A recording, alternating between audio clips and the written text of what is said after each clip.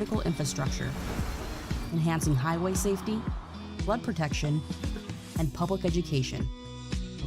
And we're no stranger to enhancing fun, family outings, and even game time. Ackerman Esfold, working to enhance your everyday life. Our initial reaction when we realized he had 2 broken bones was fear. Then once we realized and got a plan with Trinity and our doctor, a lot of comfort. He told me that he can fix my arm, and he showed me a lot of stuff that he could do to help me. Trinity Health Orthopedics is as good as you can find anywhere in the country. A lot of us take pride in that, and that's why we stay here and we keep doing what we do. Trinity Health, making more possible. This presentation on the PSP Network is proudly brought to you by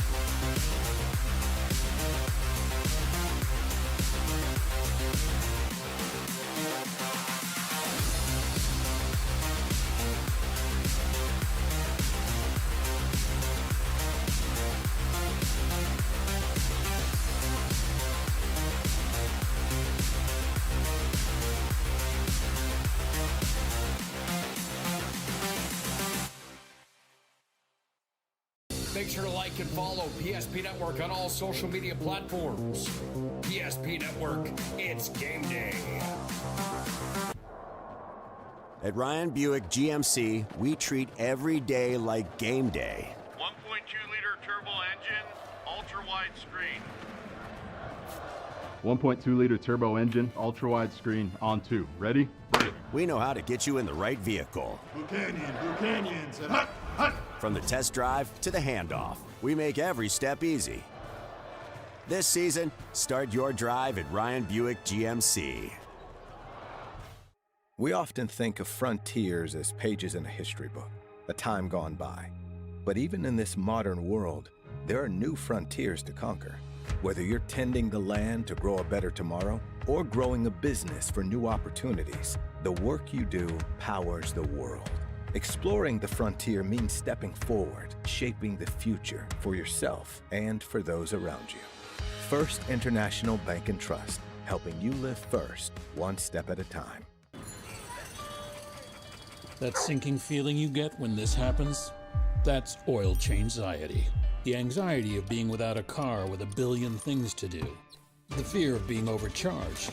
The stress of not knowing where to go or who to trust. But you never get those feelings at Valvoline Instant Oil Change, where you can watch us work right from your car, and we finish up in about 15 minutes. We changed your oil and did our 18-point safety check. Valvoline Instant Oil Change. Service you can see, experts you can trust.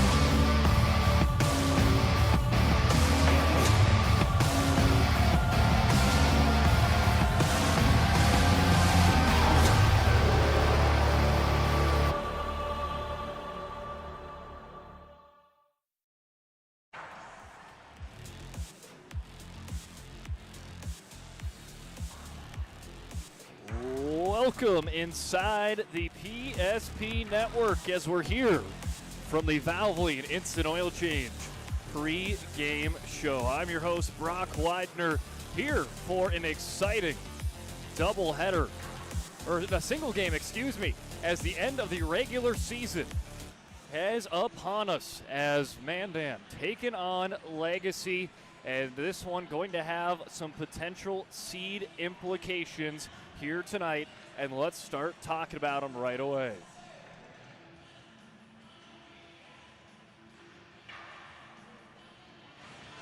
Taking a look at those seed implications here in the standings. Again, this is going to be a big moving and shaking day because for much of the WDA, it is the final day of the regular season. Now, there is maybe one little caveat to it. Jamestown has still 2 games yet to play, so they won't go all the way finish tonight. But hey, we will know a good chunk of this bracket at the end of the night, and Minot will be your number 1 seed heading into the WDA tournament. That's going to be on Thursday night. Can you believe it already? Next Thursday, a week from today, we'll be right back here in the VFW, and Thursday morning, not even Thursday night, so even before then.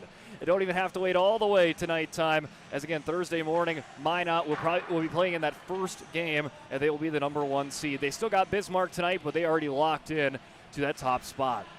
Then the Legacy Sabres.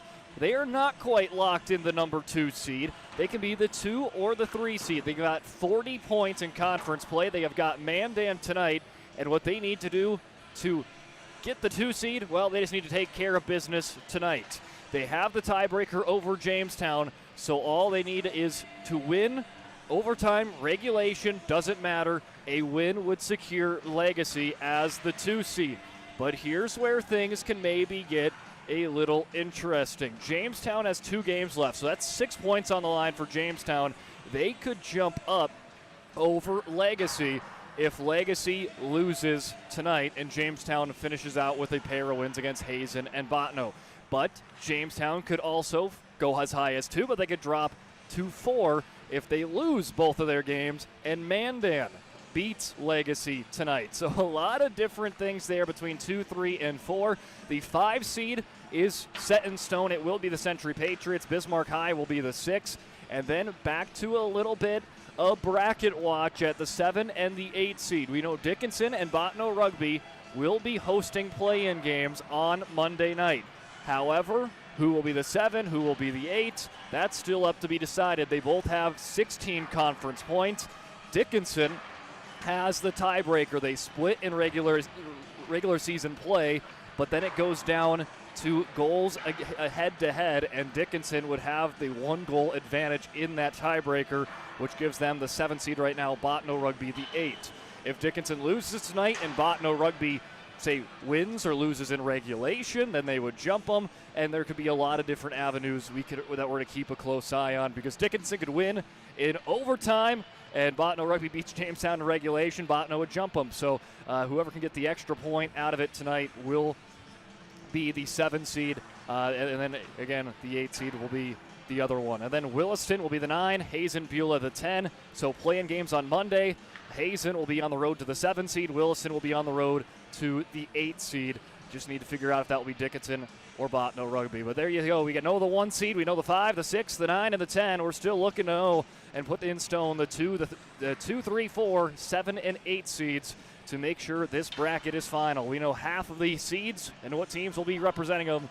The other half still yet to be determined, and we'll get a good little knowing of how that's going to shake up tonight. Again, the WDA tournament will be on Thursday, Friday, and Saturday, and you can catch all the games on PSP Plus. So make sure you go in and get your PSP postseason pass. There it is on your screen. We've already got tournament coverage rolling today, as I believe it's the girls' District 6 tournament in Minot. That is already going as we speak. They're on their 3rd game of the night already. But hey, single day pass, $19.99. You can pick a full tournament, one of 15, and there for $34.99. You get all 15 tournaments on that Premier Pass for $74.99.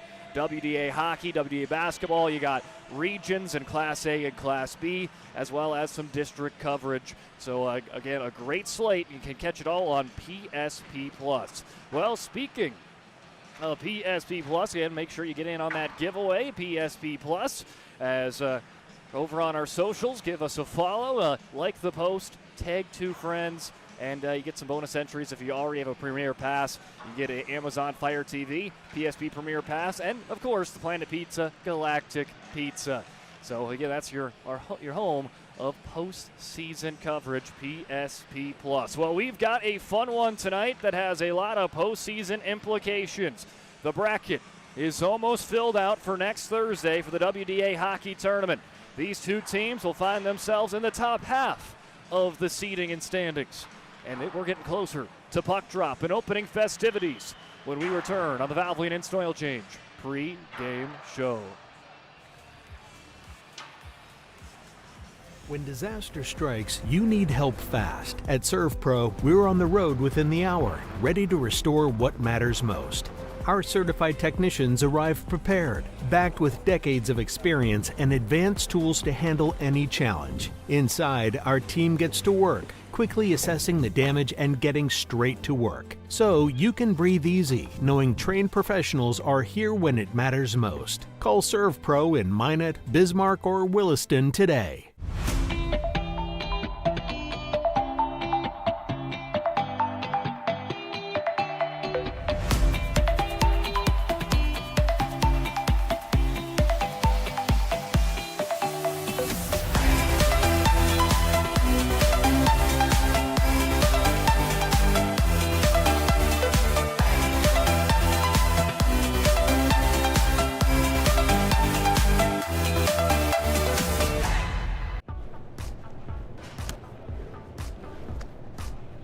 So Carson, how do I become a great football player like you?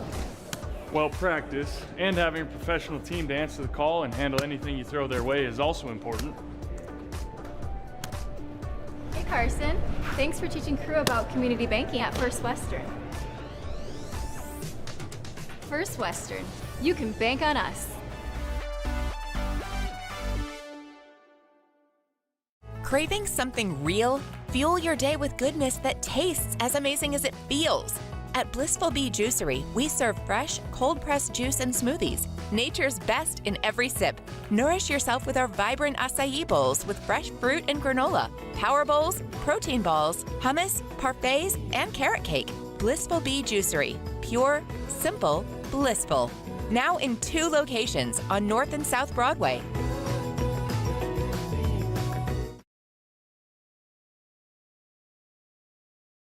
Planning for the future is difficult, but pre-planning your funeral is a thoughtful way to ease the burden on your loved ones. At Stevenson Funeral Home, our compassionate team will help you create a personalized plan that reflects your values. We'll make sure that your wishes are honored and that your family will have peace of mind in a challenging time. Call us today to start your pre-planning journey. You can count on us to be with you every step of the way. Stevenson Funeral Home. Breathe in.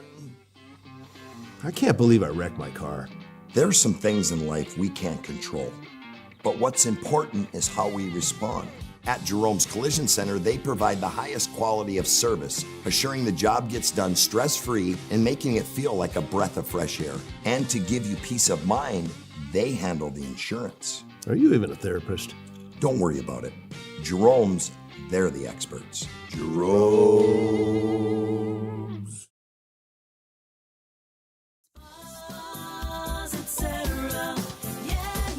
Spas Etc. is excited to introduce the addition of the Master Spas line, including the Michael Phelps Swim Spas. Enjoy the relaxing health benefits and enjoy 0% financing up to 72 months or up to $5,000 off on all spas and swim spas. You'll also find $2,000 off the MSRP on all pools and saunas. Come check out the outstanding lineup of Master Spas at Spas Etc.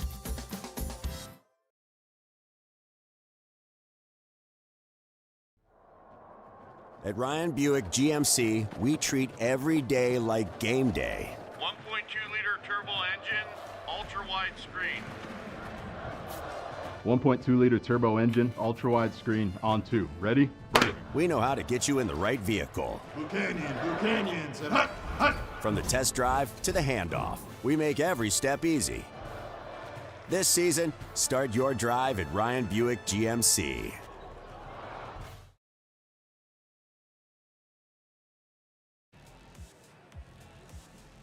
Welcome back here to the Valvoline Instant Oil Change pre-game show. They're your locally owned oil change headquarters.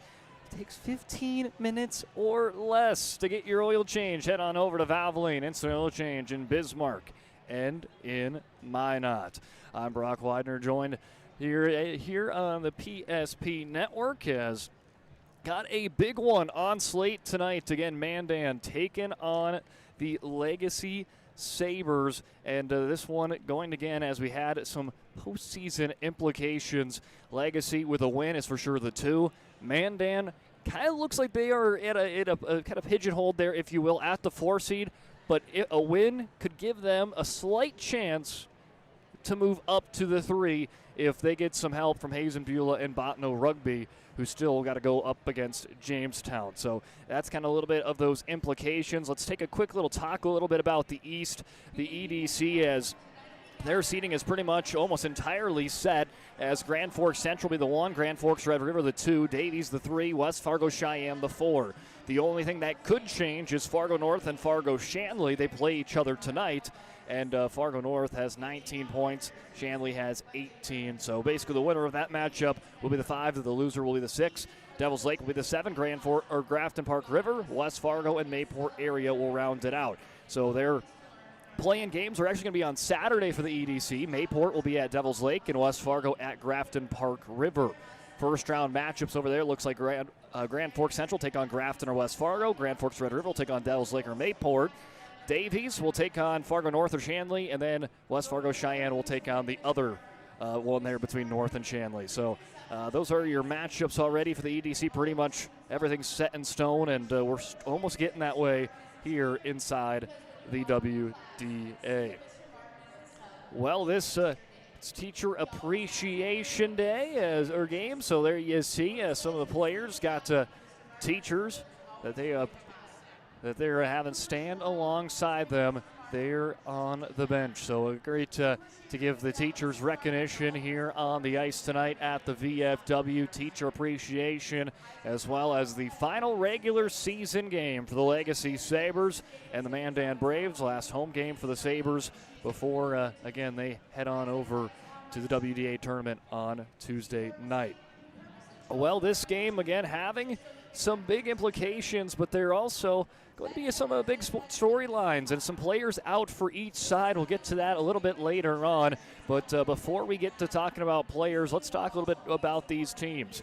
As talking about Legacy first, they have a record of 13 regulation wins, or 17-4, 13 regulation wins on the year, 4 losses on the campaign. But this is a Legacy team that they're trying for a bounce back. They had 4 straight wins against Dickinson, Williston, Botno Rugby, and a huge win against Jamestown that has kept them at the 2 seed for now.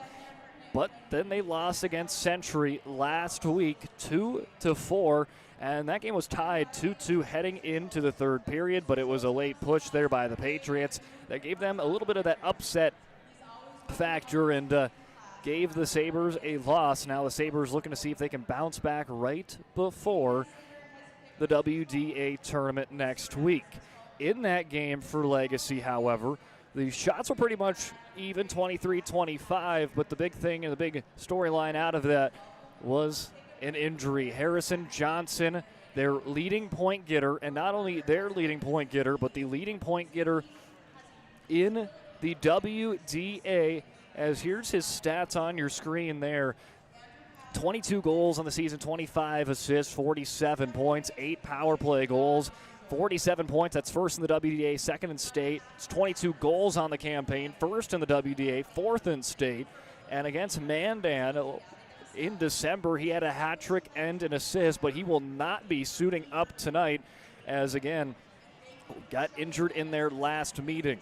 Now, he's one of those kids that if he can get the green light or almost a green light, he's going to play there in the WDA tournament. But for him, hey, rest up here this week, get another week of rest, and kind of evaluate that and maybe hopefully see him there on Thursday in the WDA tournament. But we will not see Harrison Johnson tonight. Again, the senior injured in his last game, but a player that is lighting up the lamp inside the WDA in the state, one of the top point producers here in North Dakota.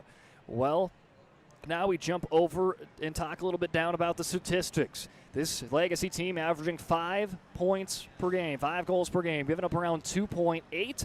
And their power play unit, pretty good, I would say. 28% is what they capitalize when they get the man advantage. Penalty kill around 80%. They've scored 100 goals as a team this season. That's first inside the WDA, fourth among all teams in the state, seventh in the state, and fourth in WDA in goals against average, and save percentage around 11th in this state. So there you go. This team has got some playmakers, as we've mentioned, and we'll dive into them a little bit more in depth in the next part of the Valvoline Instant Oil Change pregame show. But let's talk a little bit more about Mandan, 12-8 on the campaign. And for them, similar to Legacy, they had a winning streak going on, but are coming off. They had a winning streak kind of going on there in January with wins against Hazen, Williston, Hazen twice, and then lost to Bismarck. Bounced back against Jamestown to start February. Then had a tough loss against Minot United and bounced back again against Botno Rugby. So this is a team that has kind of traded wins and losses back and forth. But here's kind of the note here too. You lose a game, then you win by a shutout. You lose a game and you win by a shutout. That has been the back and forth the last couple of nights for them.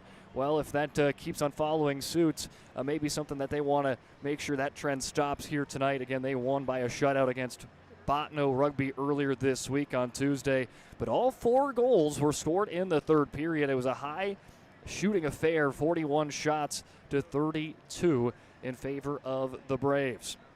For the Braves of Botno Rugby, should I specify there. 2.9 points or goals per game there for Mandan, giving up around 2.13, and that is really highly put up there in the state. 25% power play, 87% penalty kill.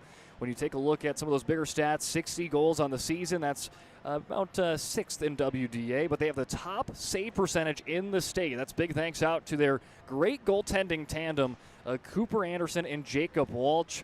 And Walsh, 2.17 goals against average, 913 save percentage. Anderson at 208 goals against average, a 926 save percentage. So 2 goalies that are playing at a very high level on the same team. You don't get that very often, but that's a key ingredient to have the top save percentage in all 20 teams in the great state. They also have 6 shutouts among those 2 goaltenders. That's second most in the state, just behind Grand Forks Central, first inside the WDA. And their goals against average is just behind Grand Forks Central and Minot, just allowing just a tick over 2 goals per game. Well, those are your little key statistics, but when we come back, we're talking about key players to watch in this one. You don't want to go anywhere, as we will bring it all to you on the next part of the Valvoline Instant Oil Change pre-game show. This presentation on the PSP Network is proudly brought to you by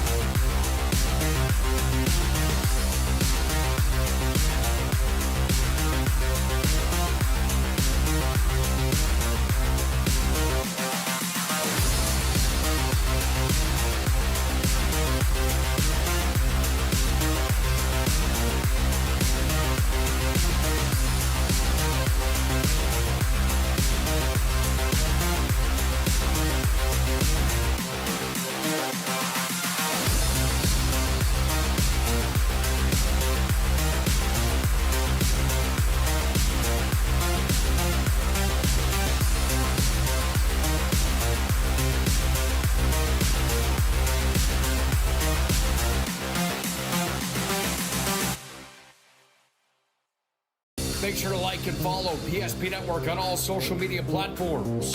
PSP Network, it's game day.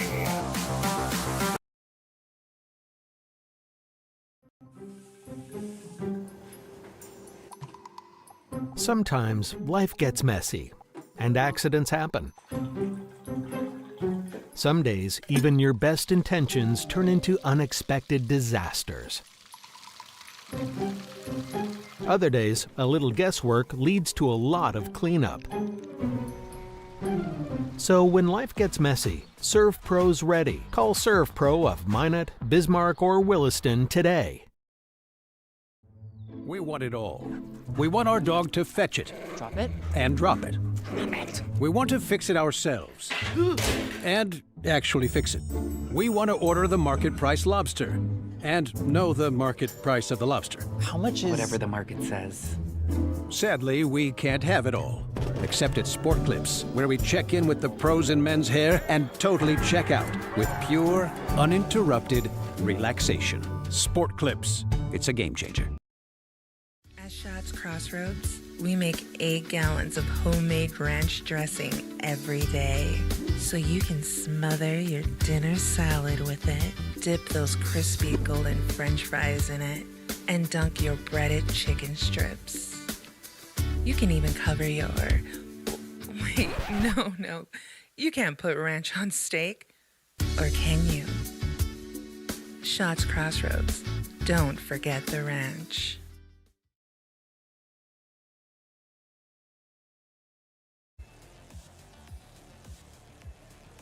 It is now time to talk about players to watch here tonight on the Valvoline Instant Oil Change pregame show. Mandan taking on the Legacy Sabres here inside the VFW. Well, we'll start it off with the visitors here tonight on the scoreboard, the Mandan Braves. And you can't talk about Mandan without talking about their 2 goaltenders in depth. I mean, Cooper Anderson, Jacob Walsh, I mean, that is quite the tandem. It's inside the WDA, go a long ways with one stud goaltender, but when you have 2, I mean, it just gives you that depth. You can change them out, find matchups you like, and for them, that has been the key ingredient. You started seeing that really starting to show last season, and it's definitely been a big factor this year. Cooper Anderson, 4 wins, 6 losses, 208 goals against average, a .926 save percentage, 4 shutouts on the season for Anderson. Last time, though, against Legacy, had a little bit of a tough time, especially in those second and third periods where Legacy was able to come back and take the win. But Anderson had an .844 save percentage that night, stopping 27 of the 32 Sabre shots. We'll see if he gets the call, or will it be his counterpart, Jacob Walsh, the junior, with 8 wins on the campaign, just 2 losses, 2-1-7 goals against average. He saved around 91.3% of those shots, and he has multiple shutouts as well. Most recently against Botno Rugby this week, where he saved 41 of 41 shots. So a 41 save shutout for Walsh. Let's see if they can continue on that fantastic goaltending. And they've got 2 shutouts in the last 3 games for these Mandan Braves, so they're giving their team a chance to win, and there's a big reason why they're sitting in the top half of the WDA standings, sitting in at number 4. Well, now you talked a little bit about those amazing goaltenders. Now let's start talking about the players ahead of them. Leading them in scoring is going to be kind of our player that we're going to talk about in depth here, Ben Mock. And Ben, he's just a sophomore. He's got 8 goals this year, 11 assists, 19 points, and a game winner. He leads the Braves in goals and in points. And against Legacy in December, he had some success, picked up 2 points and a goal and an assist in that game. So keep an eye on Ben Mock here tonight on that top line for the Mandan Braves, a team that is very sophomore heavy. A lot of fantastic and sensational sophomores to keep an eye on, and he leads the pack of them. Speaking of sophomores, I got a little bit of notes. I believe Liam Keller will not be suited up tonight. He is in the injury bug. Like Legacy Sabres, Harrison Johnson will be out tonight, a key player, as Liam Keller right now third on the team in points with 16 on the season. They'll be without him tonight, but will be with their second leading point getter, Jackson Drankson, the junior. He's got 5 goals, 12 assists for 17 points, and earlier this week had 2 points against Botno and had 2 assists against Legacy earlier on in the year. And just kind of a model consistency. Last year, 14 points. This year, 17 points. A guy that is a pretty good setup artist with 12 assists this year. Now moving on to their number 4 point getter, Brody Skalski, 8 goals, 7 assists for 15 points. Brody Skalski, one of those football players with Drankson, and found some success this year. 1 assist against Legacy earlier on in the campaign. He's got 15 points, 5 power plays. So if they go on the man advantage, keep an eye on number 21 for the Braves. 5th in points, Caleb Uleberg on that back end. Caleb Uleberg leads the defenseman in scoring. He's a senior with 14 points, 13 of them are assists. And you'll have to look at him and Cole Gobb, a sophomore defenseman that's got 5 assists to create some offense on the back line. Him, Brogan Lobeck could be another one for some blue line offense for the visiting squad. This team has some depth, 19 different point getters, 12 have 5 or more points. They've got 4 players with 15 or more points, 15 different goal scorers, and 2 have 8 or more goals, with Ben Mock and Brody Skalski each having 8. Well, now let's meet the home team, Legacy Sabres, keeping an eye on them. Again, we already noted, without Harrison Johnson, the top point getter inside the WDA tonight. And so it looks like Carter Madison will be taking his spot in the first line. He'll be jumping from a third liner to a first line tonight. Madison's got 6 goals here on the campaign. He'll be joined by the ever-exciting Beckham Presley McKay, this sensational sophomore, second on the team in points with 35. He's got 15 goals and 20 assists. And Ben Garley with 15 goals, 20 assists, 35 points on the year. They'll be seeing if they can find that same production with Madison on their left wing. That second line has continued to dazzle for them and has really picked up the pace as the season has gone on, with Cooper Schwann, Kyler Renz, and Isaac Jerome. Jerome just brings the energy every single shift his number's called. Cooper Schwann's got 12 points, and Kyler Renz has got 16 with 9 goals. I'm really looking in at that third line tonight, looking at Maxon Johnson, looking at Max Rude, and seeing if they can continue to just have positive shifts, getting puck possession, helping it out, and being able to rest that first and second line by giving a couple of just strong shifts. So looking with Johnson, Rude, and Chafee tonight, see if they can provide that third line with some success for Legacy. On the back line for them, it's Brody Berger and Bo Raschke leading them in points. Raschke's got 21 points on the blue line. Berger just behind him Berger's got 4, and then you got some more offense. Blaze Miller can produce some offense as well with 7 points. For them, their leading point producer, Harrison Johnson, again, he's out. Beckham Presley McKay, Ben Garley, Bo Raschke, all 20 or more points, and Isaac Jerome's got 20 or more points as well. So 5 different players, 20 or more. They'll play with 4 of them tonight. A team that is just, depth and consistency, the name of the game for the Legacy Sabres this year. 20 different players have recorded a point.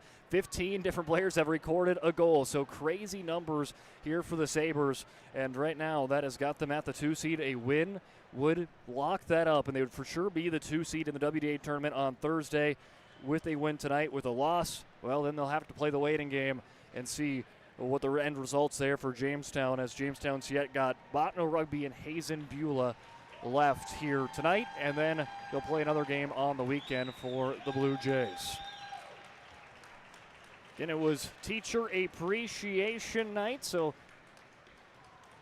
they honored a teacher. Every player picked up a teacher there on the bench to honor during the pregame show, and now, hey, it's already postseason time, so let's talk a little bit about, again, PSP Plus, the name of the game here in the postseason. We already got it going. There's the schedule here the rest of the week. District 6 quarterfinals on PSP Plus going on right now. That will continue on Friday and Saturday. We've got the District 8 quarters for girls hoops tomorrow and Saturday on PSP Plus. Also on YouTube tomorrow, we've got some doubleheader action inside WDA AA basketball, Dickinson, Mandan, Minot North, Minot, and Century versus Legacy. You can catch all that right there on YouTube on PSP. So a lot of great matchups on PSP Network and PSP Plus tonight, tomorrow, and Saturday before we get really into that grind of postseason sports. Well, the starting lineups getting ready to be announced. So let's meet them. Starting at defense, number 2, Colton Johnson. He'll be joined by Cole Gobb, who's got 5 points on the season. Braden Krause, the senior, picking up 6 goals per game. Adam Walker, 4 goals, 9 assists. And rounding out that starting lineup, it's Brody Skalski, the senior forward, with 8 goals, 7 assists, and 15 points. And in net for them tonight, it is Cooper Anderson getting the call with 4 wins, 6 losses, a 208 goals against average, 926 save percentage, and a couple of shutouts to his name.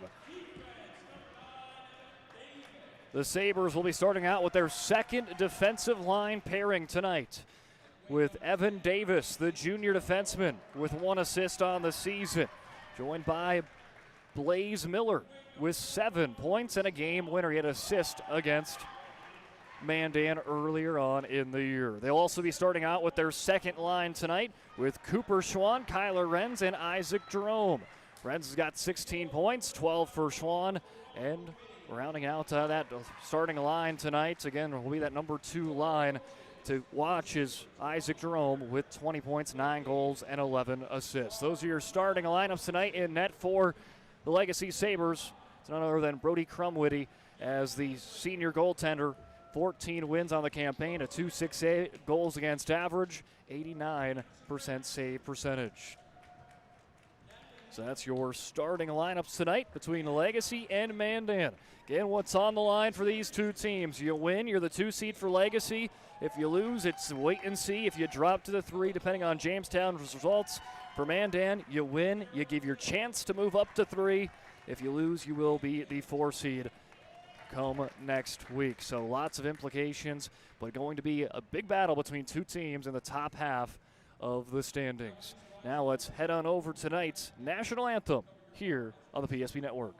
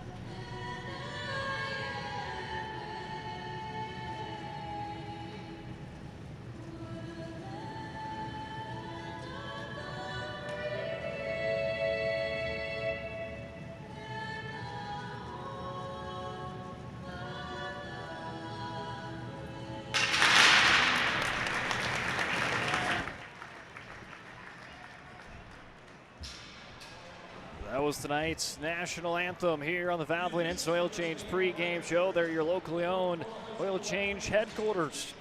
25 years, Lundeen's taking care of you. Local actually matters. It's a 15-minute stay-in-your-car drive-through oil change. You can find it in Bismarck and in Minot. Valvoline Instant Oil Change. Well, that is the end of our pregame show. Let's head on over to on-ice action. Mandan, Legacy. It's going to be a fun one. Cole Gobb, Colton Johnson, the starting defenseman for Mandan. Brody Skalski, Adam Walker, Braden Krause, the starting crew on offense with Cooper Anderson in net.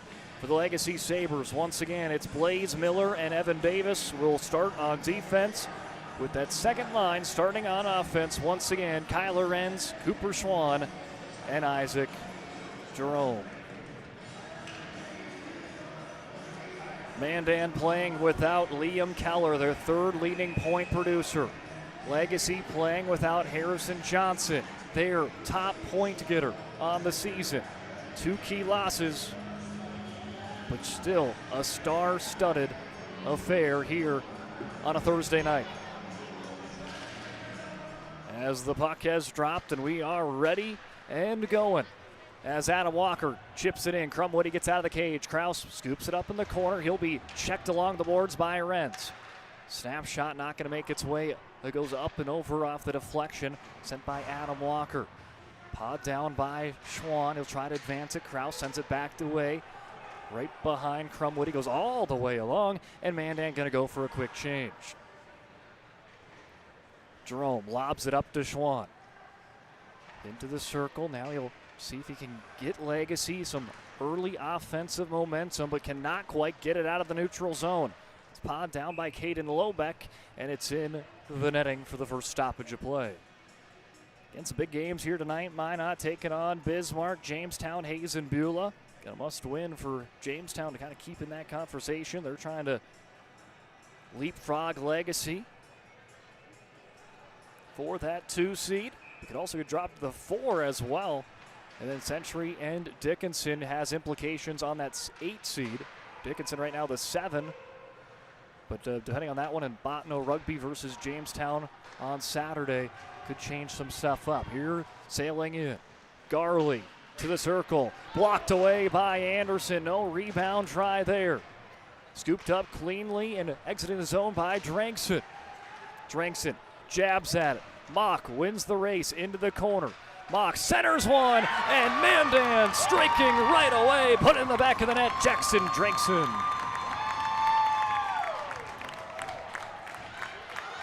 Mandan scores in the first minute and 14 into the contest. Jackson Drankson assisted by Ben Mock.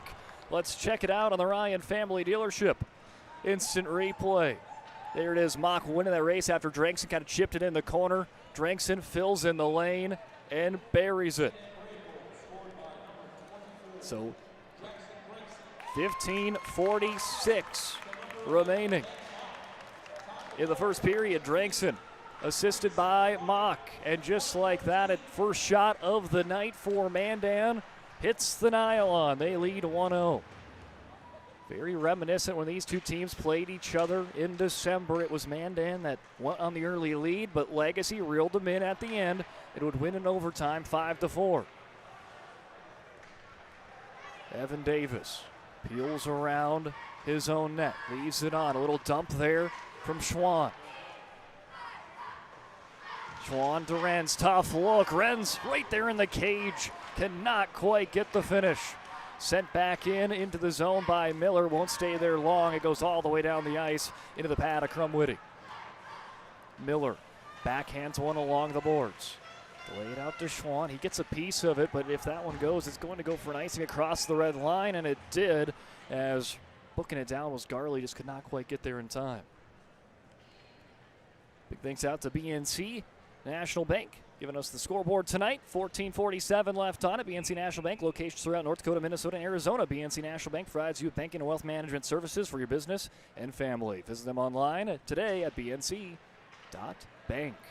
Face-off won by Legacy. Rasky pushes it up to Garley. He'll dump it around. Again, stepping up with Harrison Johnson's injury into that starting line is Carter Madison. Madison watches Garley scoop up the puck. He'll trail behind him. They'll try to get it to Madison. Goes past his stick and all the way down to Raschke, sealing the zone, playing aggressive, pinching there on the blue line. Madison leaves it in. Quick touch pass by McKay, trying to set up Berger. Shot is blocked off the boards. Raschke couldn't quite tame it down, and it's taken away by Lobeck. Lobeck's got Krause with him. joining the play late with Kraus. Ended up being Skalski, but a little poke check, pokes it loose, and we're going end-to-end action. Max and Johnson. Miscommunication. He thought Preston McKay was going to trail behind him. He was going to dump it off, but he'll get it back, and there'll be an offsides. Playing with a blistering start pace with these two teams, some early end-to-end action. Again, Mandan's got the early goal and the early advantage here tonight. And for them, with their goaltending, you get an early goal, and it makes you feel pretty confident with who you got back there. If it's Anderson or Walsh tonight, it's Anderson. But either one, when you play with the lead, you feel pretty confident with who you got in the net and in the cage.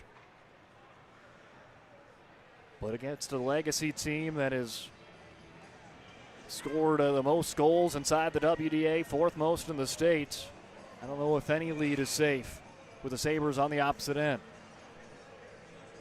They have scored 100 goals on the season as a team. Face-off won by Legacy. Little snapshot by Davis on the knee. Not going to quite make its way to Anderson. Shot was blocked by a pair of Mandan Brave defenders. Davis, this one does get in clean. Blockered aside by Anderson. Max Root battling there. Puck squirts right onto Cole Gobstick, and he'll advance it to Ben Mock. Mock assisted on the first goal of the night with Jackson Drangson. The first 2 minutes of the contest. On the high horse, Cooper Schwann providing that jolt here on the second line. Jerome joins him. Jerome, hesitation, gets to the circle. Draws down below the crease, poked loose. Jerome still working with it, tried to bring it backhand. Now bring it to the forehand. Works to the blue line, tries to turn and shoot, blocked up. Jerome keeps with it, gets some help with Berger, but Mandan will send it to the neutral zone for now. He's slowed up by Renz, and here comes Raschke with a head of steam. Anderson cannot quite glove that one. Goes right back to the stick of Raschke. Dumps it to Jerome, will just play it in the corner. Schwann kicks it, stay in the offensive zone for now. Raschke dumps it around, it'll be a line change coming up for the Sabres. As Jerome still pressuring. This second line has really produced here early on. They're seeing if they can try to tie it up on the scoreboard. Davis sending it along the boards again. And that second line of offense and defensive pairings for the Sabres was the starting lines here tonight. As Blaze Miller blazing past the defense, but he'll swing and a miss now. Wave one back. Joining the play, Garley. Tough angle. Hits the side of the net. Off the boards. Miller cannot stop that one from getting by him. Hit off of an awkward deflection off the boards and couldn't tame it down. 13:34 remaining in the opening frame. Mandan leads 1-0. But Legacy out shooting them on the scoreboard, on the shot totals 5-1. Davis making a defender miss, but he had it poked loose. Dumped down to Kraus by Skalski. Tried to get it back to Skalski, but getting in the way was Davis. Off the boards, Gobb scoops it up, works it out to Johnson. Johnson will chip play, sends it right onto the stick of a Legacy Sabre as Brody Berg trying to provide a jolt. Right in front of the Mandan bench, Max Root scoops it up, sending it back deep into their own zone. As Brody Berg sees some Braden Krause providing some pressure, so he'll peel back and hand it off to Raschke. Raschke, the smooth skating sophomore defenseman, chips it off the boards. Back to the other end, a nice skating defenseman, Cole Gobb. He'll set up Drangson. Drangson's already got a goal, works to his backhand. Crumwoody stops him, point blank save. Quick catch and shoot by Lobeck, steers wide. And now Yulberg will join in on the fun. Plays it along the boards. Waiting for it is Mock. The sophomore plays it to Yulberg. Some traffic up front. It hits off the breezers of Raschke. Centering a feed back to Lobeck, and set will get all the way to the blue line. Slap shot by Brogan Lobeck. Bobbling puck, tamed down, sent along the boards. Lobeck is there to stop it again. The lefty shot is blocked. Legacy seems they can pounce on the attempt, but they're at the end of their shift, and it's going to send Max and Johnson to send it down the ice. Schwann will let that one go. Back to the Sabres. Now they'll extension pass out to Schwann, trying to catch Mandan in a change. Send it out to Jerome. Jerome, little backhand shot. That one shouldered away by Anderson. Blue line shot gets through into the near corner. Davis is there. His stick tripping up a Brave, but they will say play on.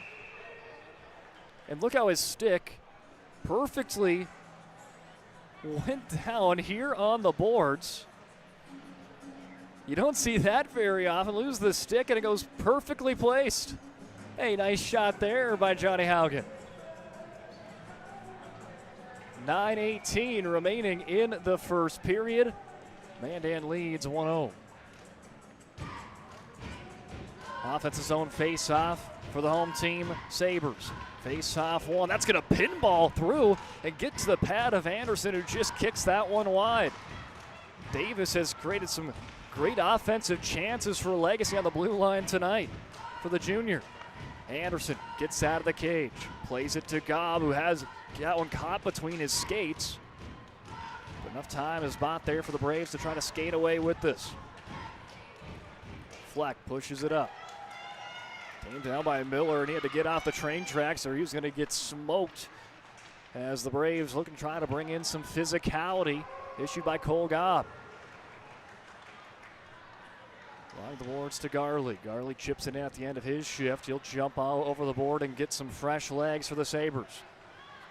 Sabres have played their first two lines a lot here this far, with the occasional shift for the third line. Schwann tries to cut his way in. He is hit off course by Brogan. Lobeck. Jerome getting out of the pile with it, loses the handle, and Yulberg will advance it to Kraus. Kraus flying it to Skalski, poked away. Mandan just going to send it off the boards, buying some time to set up their defense. Just a couple ticks over 8 minutes remaining here in the first period. Bouncing puck, Yulberg can't tame it. Hot on pursuit is Renz. Yulberg sends it along the boards for Lobeck. Gets by him. Legacy going to seal it in by quickly skating in on the play is Madison. Renz chips it off the board, trying to win the race to himself.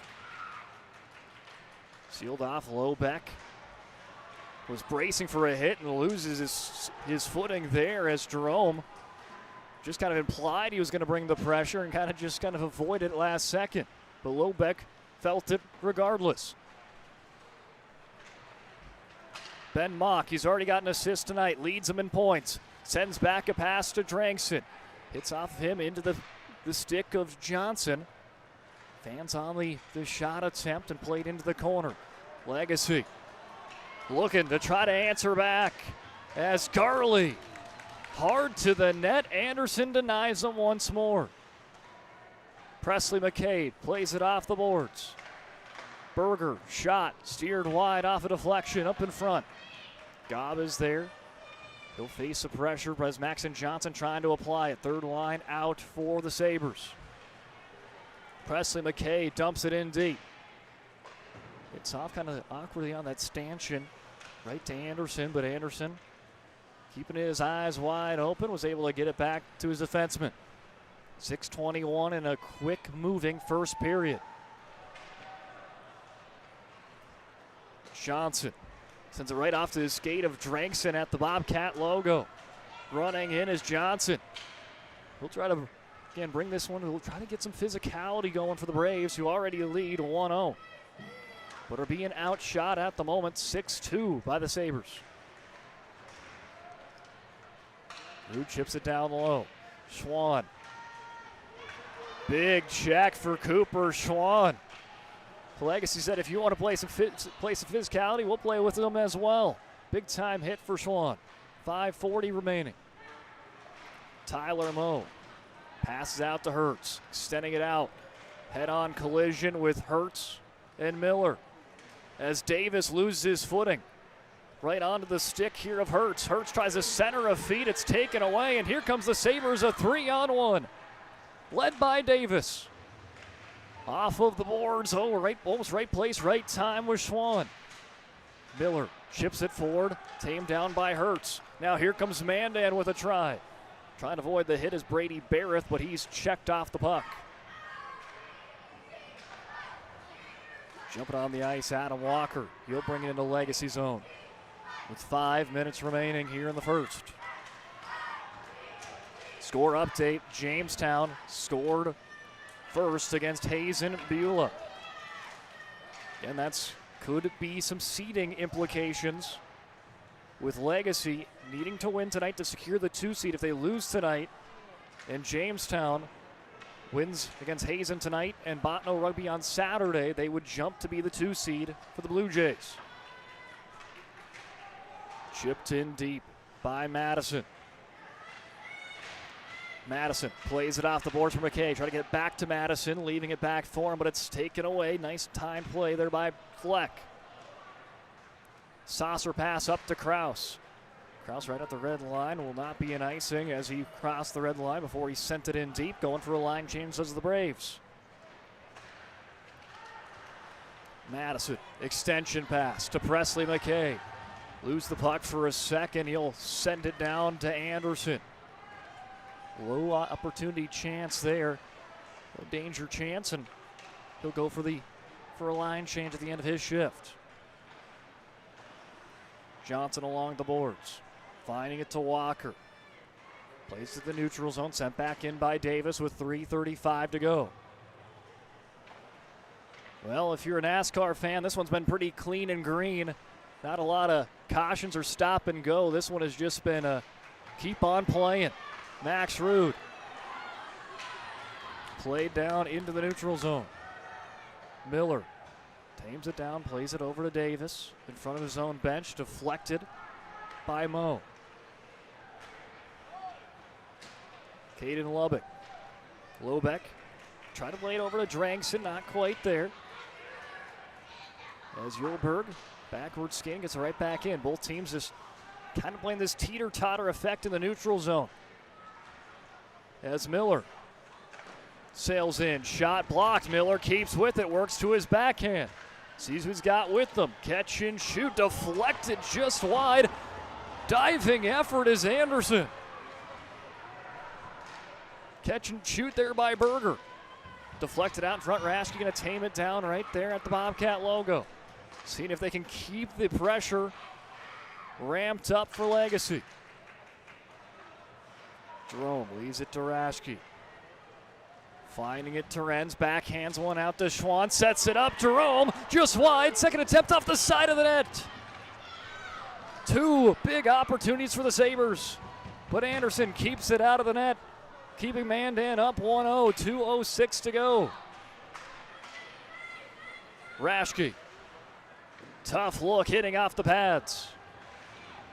Pad save for Anderson. Trying to advance one wide. Head-on collision, big time hit. And now we've just got a log jam. Puck still loose. Coming in late is Madison, and he'll play it forward. Nice find there by Madison, not giving up on the play, and now he's on hot pursuit on Cole Gobb. Yulberg trying to extend it. That one goes all the way down the ice and scooped up by Berger. Berger leads it out to Davis.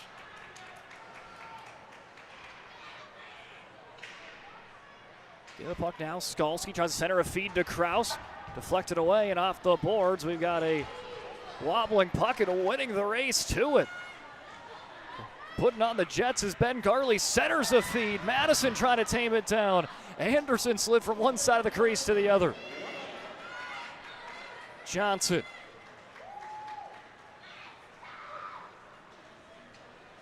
Hits the brakes. Entering into the neutral zone. Checked there by Presley McKay. Skalski gets out of the pack with it. The captain finding Walker. And into the glove of Brody Crumwoody. And believe it or not, I think that might be what is our 3rd stoppage the entire period. As fast as a first period is going to go. Only 3 stoppages and 1 was for a goal. We had 2 icings, and that's pretty much about it. Shots right now 8-2 favoring the Sabres, but it's the Braves that lead on the scoreboard. Brought to you by BNC National Bank 1-0. Face-off won by the Sabres. That has been key for them so far today. Isaac Jerome. Shot blocked, but goes right to Kyle Lorenz. Works to his backhand. Getting into the near corner, leaving out to Cooper Schwann with 20 seconds to go. Plays to the blue line. Raschke loses, almost lost possession. Just had to jam that one forward. Raschke paws it out of the air with 9 seconds. Fires a left-handed shot off the boards right to Jerome. Try to go backhand. Could make the connection. 2 seconds. Raschke at the horn. Saved by Anderson. A buzzer-beating save for Cooper Anderson. Keeps the Mandan Braves up 1-0 after the first period of play. Let's head on over to the Charbonneau Car Center intermission show when we return on the PSP Network.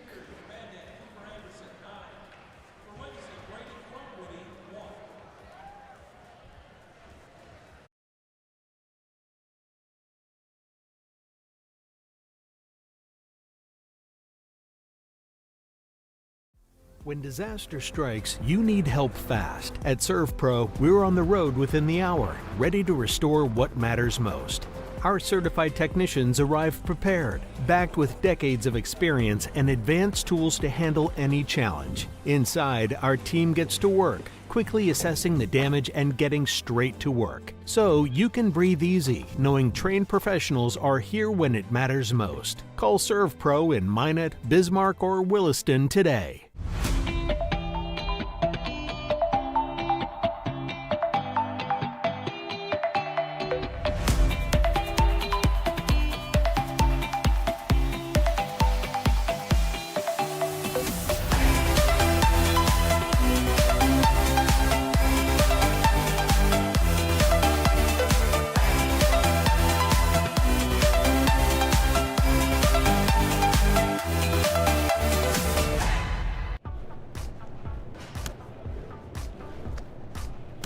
So Carson, how do I become a great football player like you? Well, practice and having a professional team to answer the call and handle anything you throw their way is also important. Hey Carson, thanks for teaching crew about community banking at First Western. First Western, you can bank on us. Craving something real? Fuel your day with goodness that tastes as amazing as it feels. At Blissful Bee Juicery, we serve fresh, cold-pressed juice and smoothies, nature's best in every sip. Nourish yourself with our vibrant acai bowls with fresh fruit and granola, power bowls, protein balls, hummus, parfaits, and carrot cake. Blissful Bee Juicery. Pure, simple, blissful. Now in 2 locations on North and South Broadway.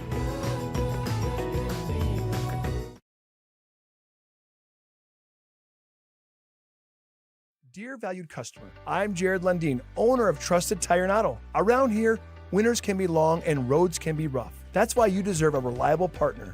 We carry premium tires installed by our certified team of experts, and our total car care covers it all, from brakes, transmissions, diagnostics, and more.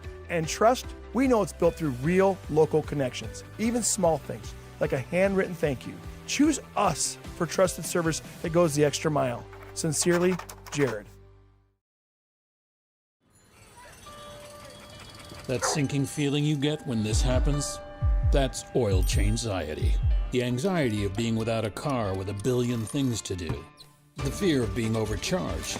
The stress of not knowing where to go or who to trust. But you never get those feelings at Valvoline Instant Oil Change, where you can watch us work right from your car, and we finish up in about 15 minutes. We changed your oil and did our 18-point safety check. Valvoline Instant Oil Change. Service you can see, experts you can trust.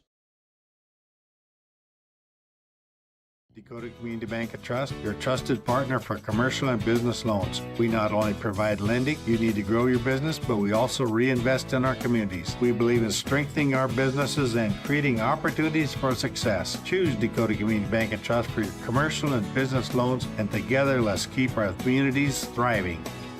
Serving the community, looking out for you. At Dakota Community Bank and Trust, that's what we do. When disasters strike, we don't just clean up the damage, we rebuild what was lost. With over 75 years of experience, we turn disaster zones back into homes, businesses, and peace of mind. From cleanup to repair and full restoration, our trained professionals are with you every step, so you're never facing it alone. Because when you hire trained professionals, you get trusted results. Call ServPro in Minot, Bismarck, or Williston today.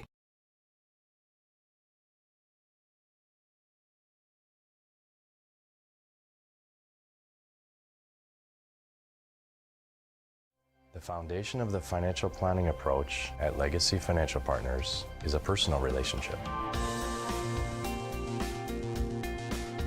Our unique and collaborative approach to financial planning starts with your dreams, not just the numbers. We will work with you regularly to take action to update your plan as your needs evolve, recommending products and services that are right for your situation.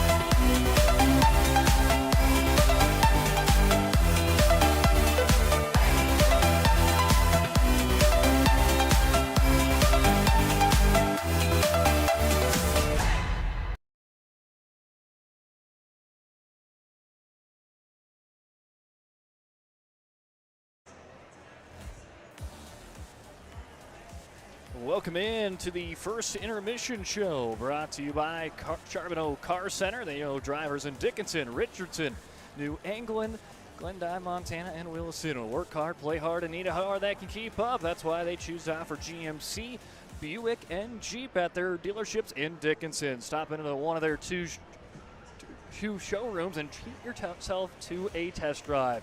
That's Charbonneau Car Center in Dickinson. Well, it is 1-0 after 1 as the Mandan Braves lead on the scoreboard. But it's the Legacy that leads in the shot department 9-2. Mandan scored on their first shot on the night, and that has so far stood the test of 17 minutes. Well, as we're talking about this one, let's jump in to the highlights. Let's look at the highlights first before we go any deeper. As brought to you by Ryan Family Dealerships. 50 years, Ryan's been a trusted name for car buyers in Williston and in Minot. And there's the first goal. Ben Mock chases it in the corner, finds it out to Jackson Dragson. He makes it 1-0 in the first minute and 15 in the game. But it was Legacy that had a lot of good offensive tries after that. As you will see a couple here come up on your screen. Here's a shot from the blue line. Brody Berger sprawling out as Anderson keeps it out of the netting. There's a reason why Anderson and Wall try one of the best goalie tandems. And here's Anderson again sliding across right to left, robbing the Sabres and keeping the Braves up front. And then, hey, why not? One at the buzzer. Anderson keeping it 1-0 through the first 17 minutes. Bo Raschke right at the horn. Anderson makes the save. Those are your first period highlights here on the PSP Network, brought to you again by Ryan Family Dealerships. Well, the first period of play, it was a fast-paced one, back and forth, not a lot of stoppages, as we had, I think, was it one? I think it was 3 stops, 3 or 4 stops max. There was probably a good 5 to 10 minute green flag run without a single stop, and just both teams trying to find their flow. But you had some end-to-end chances for both these two teams. But right now, I mean, Mandan only 2 shots, but they've got a goal on one of them, and that was their first of the game. And right now, look, they're getting in the shooting lanes, getting a lot of shot blocks. We're seeing a lot of shot blocks on both sides, but Mandan doing a really good job of it. As Legacy trying to get that offense from the back line once they get set up with Raschke, with Davis, with Blaze Miller, and it's just blocking shots, clearing things out for Mandan, trying to help out Cooper Anderson. And the ones that have got past that defense, Anderson has made some spectacular saves tonight and has done his part of keeping them scoreless, as keeping one of the top scoring teams in the state scoreless right now. As again, the Sabres, top scoring team WDA with 100 goals netted this year. That is top in the WDA, fourth inside the entire state. Well, talking a little bit about how this kind of went back and forth. I mean, Anderson looks sharp. He's kind of been that big vocal point so far for Mandan. And then you look at some of those other Mandan players. You look at it and you kind of just know when you get Ben Mock on the ice, because he can kind of take it over. Skalski, Walker, Jackson Drakeson, they've all had really good shifts as well. And then I'm looking at Colton Johnston, as Johnson has had some nice shifts here today. I mean, he's one of those players that starting in on that first line defenseman pairing, making a difference, getting in the shot blocking lane, and then also being able to advance the puck from the blue line. He'll be a player to definitely keep an eye on. Both the Lobecks had some solid shifts as well for Mandan. For Legacy, for them, I mean, those two lines, I mean, they're some of the best lines in the state for a reason. With Presley, McKay, Garley, they're joined by Madison with Harrison Johnson's injury tonight. And then you got Cooper Schwann, Renz, and Jerome. I mean, that Schwann, Renz, and Jerome line have created a bulk of the chances tonight. Look for them to continue to be front and center on your screen. I mean, when they come out, you know, I mean, Schwann, Renz harder to the puck. Jerome usually filled in the lane somewhere, and it makes it a very dangerous offense, especially when you got them and then you cycle them out and bring in Presley, McKay, Garley, and Madison. So right now, Mandan doing a good job of trying to limit the production of those top two lines.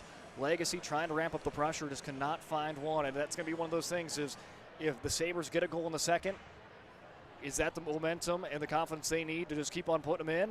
Or will Mandan keep them scoreless here and find another quick goal like they scored in the first period? So just a lot of different things and scenarios that can go around here in this one. Well, let's take a score check update. A lot of games being played here in the state. Again, WDA almost wraps up 8 teams, play their final WDA regular season game on the season. All except Jamestown and Rugby will meet on Saturday. As Jamestown, on the only score update I've got, leads Hazen Beulah 1-0, and the implications in that game could also play an impact in this game. Again, if Legacy wins today, they are the 2 seed. If they lose, well, Jamestown, with a win against Hazen and a win against Bottineau Rugby, would jump Legacy in the standings to be the 2 seed next week in the WDA tournament. So Legacy right now trails against Mandan. Jamestown leads 1-0 against Hazen Beulah. Again, postseason on PSP. We are covering the WDA hockey tournament on Thursday. We've got District 6 and District 8 girls basketball already played this week on PSP Plus. So make sure you head on over and get your passes now. Single day at $19.99, a full tournament of your choice for $34.99, or hey, you can get all 15 tournaments for $74.99. It's PSP Plus, your home for postseason coverage. Well, speaking of that, make sure you get in on the giveaway as well. Head on over to our social media page, find the post, like the post, as well as make sure you're following us. Tag 2 friends. The winner announced there on February 18th. So still got about a week to go on that. It's going to be announced live on primetime on YouTube on the 18th of Wednesday. Again, you can register there, and great giveaway. Amazon Fire TV Premier Pass to watch all of the great tournament coverage coming your way, as well as Planet Pizza, Galactic Pizza. Well, let's take a break, and when we come back, we are getting ready for the second period of action here between Mandan and Legacy when we return.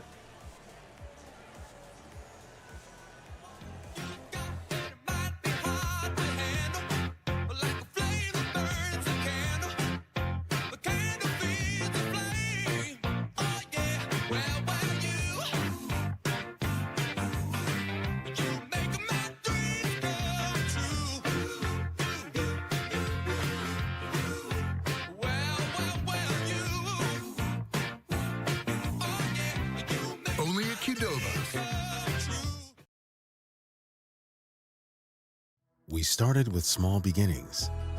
And just like the visionary entrepreneurs we serve, we turned an idea into reality. BNC National Bank, where possibilities begin right here at home. This presentation on the PSP Network is proudly brought to you by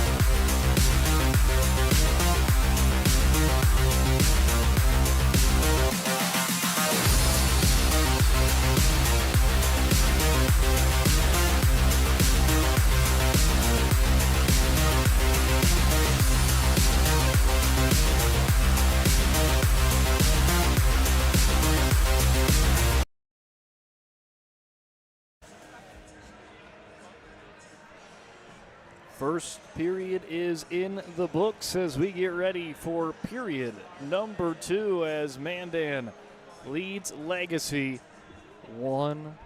1-0 lead as we begin the second period of play here in the VFW. As it goes down, the ice is picked up by Crumwoody. Schwann chips it off the boards. Bobbling puck. Kraus racing after it. 16:43 remaining in the second. Played hard off the boards, right into the hands of Skalski. Walker hits it out the boards, it's handed down by Davis. He'll extend it out to Jerome. Jerome works to the left, to the right side. Now he's going to cut back, trying to use the backhand over to Schwann. Checked away and down the ice the puck goes. Kraus on pursuit. Raschke, it will be waved off. No icing on the play. Won't be icing either way on both sides of the ice. Puck gonna seesaw back and forth between both sides. Apologize, it looks like our score bot went down here, so we'll try to get that up to you as fast as possible. As 15:48 remaining here in the second. But thanks out there, Johnny Haugen, quick on the call there. As we'll get this one off on your feed and we'll continue on. 15:31 remaining here in the second period. Shots favoring Legacy 9-2, but the leader on the scoreboard right now favoring the Mandan Braves 1-0.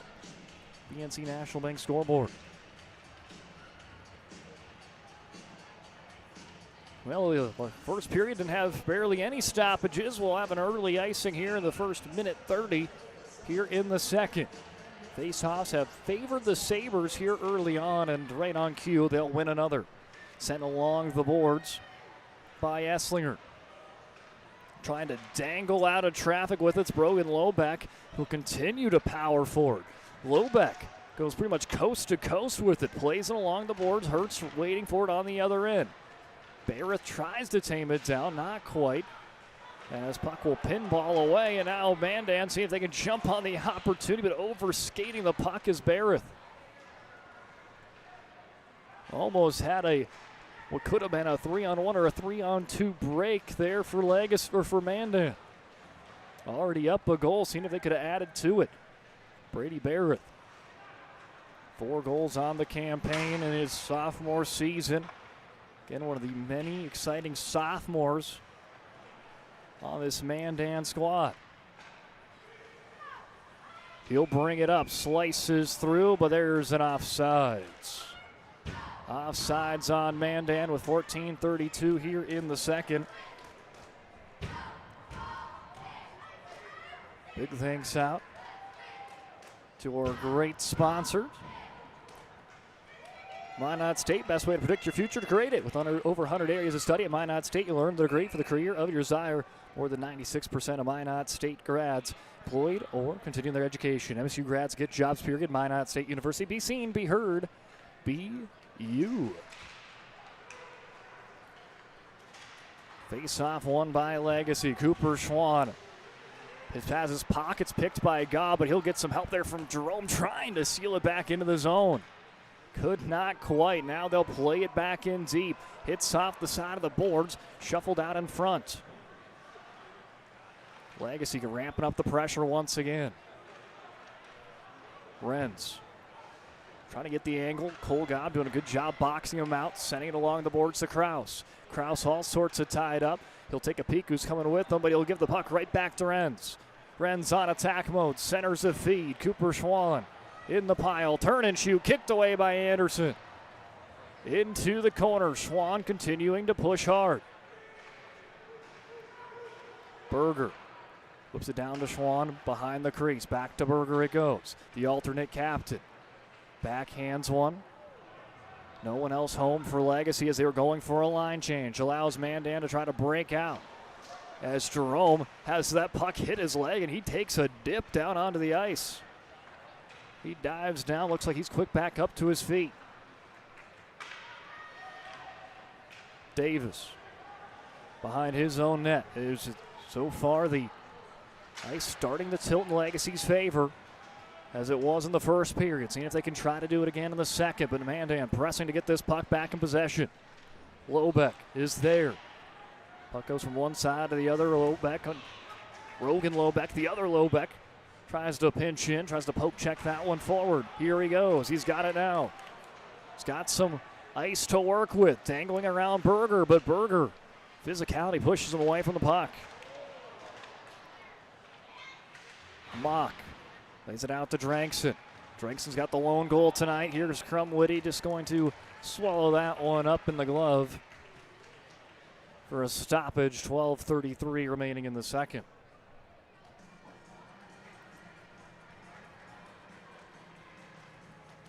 Big things out to BSN. They create exclusive personalized solutions. North Dakota High School collegiate programs, custom equipment, uniforms, coaches apparel, van wear, and more. They do it all. Contact your local BSN sales pro today.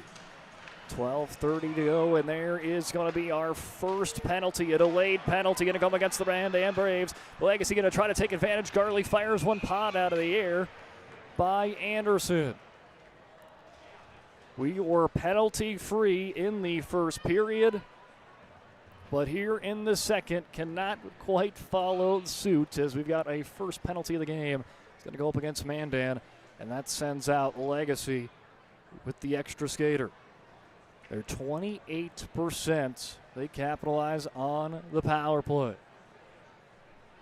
In the box for 2 minutes, it's going to be Caden Lobeck, 2 for tripping. Face-off one. Garley lays it down to Raschke. Back to Garley. One-timers denied by Anderson. Anderson makes the first save on the Legacy power play. Raschke skates in. Into the near corner. Wraps around the net. Backhands it over to Garley. Garley one touch to Raschke. Slings it on. Jerome. Raschke down the middle. Blocked up out front, and the Braves will clear it down the ice. First 35 seconds successfully killed by the Braves. Jerome works to his backhand, avoids a Brave defender, sails it in. Poke checked away by Anderson. Jerome finds Raschke, back to Jerome, sails into the circle. Goes all the way back down the ice again. Mandan hot on pursuit to get some fresh legs out there. Cole Gobb and Brody Skalski book it down. They do get a fresh pair of legs. Raschke, quick shot, point blank, another save for Anderson. Well, Legacy getting a good volume and frequent chances, but Anderson and his defense standing strong. Penalty kill unit getting in front of pucks. Anderson taking care of the rest. It's a one-goal game with 11:08 remaining in the second. Off the boards, Carter Hoon plays it down low. Back to Hoon it goes at the blue line. Hoon fakes still left, goes down to the right. To Cooper Schwann at the red dot. Quick snapshot by Hoon, another block shot. Quickly on the high horse, it's Braden Krause. He'll win the race. Krause held up as Mandan fans wanting a penalty. They won't get one as we will play on. As Krause gonna take it away from Hoon again. A strong shift for Braden Krause. Now he'll, at the end of his shift, turn that one, send it right into the pads of Crumwitty. Madison plays it back to Berger, and that will successfully kill the Mandan penalty. Had some quality legacy tries and even had a short-handed try for Mandan. But we stay a one-goal game with 10:13 in the second.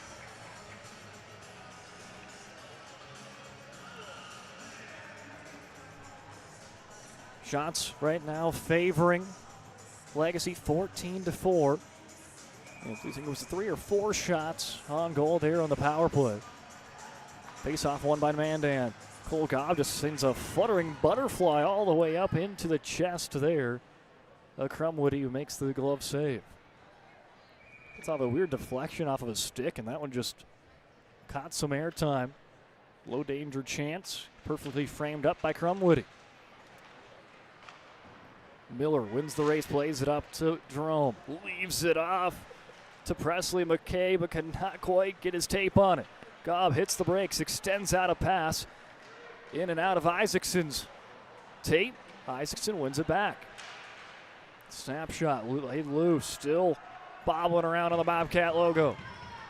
Selling it down and advancing it is Evan Davis, centering a pass to Presley McKay, no one home. Jerome chips it down deep. Scooped up by Johnson. Head-on collision. Jerome finds the puck. Up and over. Just a shoulder save. Getting the shoulder on. It's Anderson. Mock works it out of the corner. He'll absorb a check and lose. Actually, it was the Legacy Sabre that lost the stick. I thought it was Mock, but no, it was not. It was Renz who checked him. Renz gets back the stick, and now Renz on pursuit after a quick little one-touch. Madison joins him. Madison to Schwann, but cuts behind Schwann and into the neutral zone as Berger will play it right back in deep. 8:54 remaining in the second period. Hobbling puck. Johnson, extension pass. Tried to get it out in the area of Walker, but right onto the stick of Bo Raschke. Raschke will ram his way forward with the puck. Walker avoids him, gets it out to Skalski. Still loose puck, still now battling in the neutral zone. Back and forth the puck will go, changing possession. Raschke leaves one behind. He'll get it just seconds after. Raschke chips it off the boards, tamed down by Lobeck. Lobeck to Drangson. He absorbs a check, but Raschke sails in and poke checks it away. Keeping possession is Mandan. Renz back to Lobeck on the opposite side. Both teams just trying to find some puck possession momentum going on right now as they'll trade it back and forth. Eli Chafee on the third line tonight. He'll try to join in on the shift. We've got a stoppage. A whistle looks like an offsides on the Sabres. Again, a reminder, we will have the WDA hockey tournament Thursday, Friday, Saturday, every single game. You can catch it on the PSP Plus. Make sure you get your tournament subscription. It's going to be a fantastic tournament. A lot of great teams, and I think this is one of these years where I think the uncertainty is very appealing. I mean, yes, you got Minot, you got Legacy, who's had these outstanding seasons. Jamestown Century coming on late. Mandan's always been in the mix. You got Bismarck that has took a big positive jump up from a season ago, and they're the 6th seed. Dickinson and Bottineau Rugby, they can make some noise. I mean, this is going to be a very interesting tournament. Again, playing games on Monday. We'll have one of them. We'll have Dickinson play in game. They'll either play Williston or Hazen, depending on the outcome of their game, as well as Bottineau Rugby's game on Saturday to final out the seeding.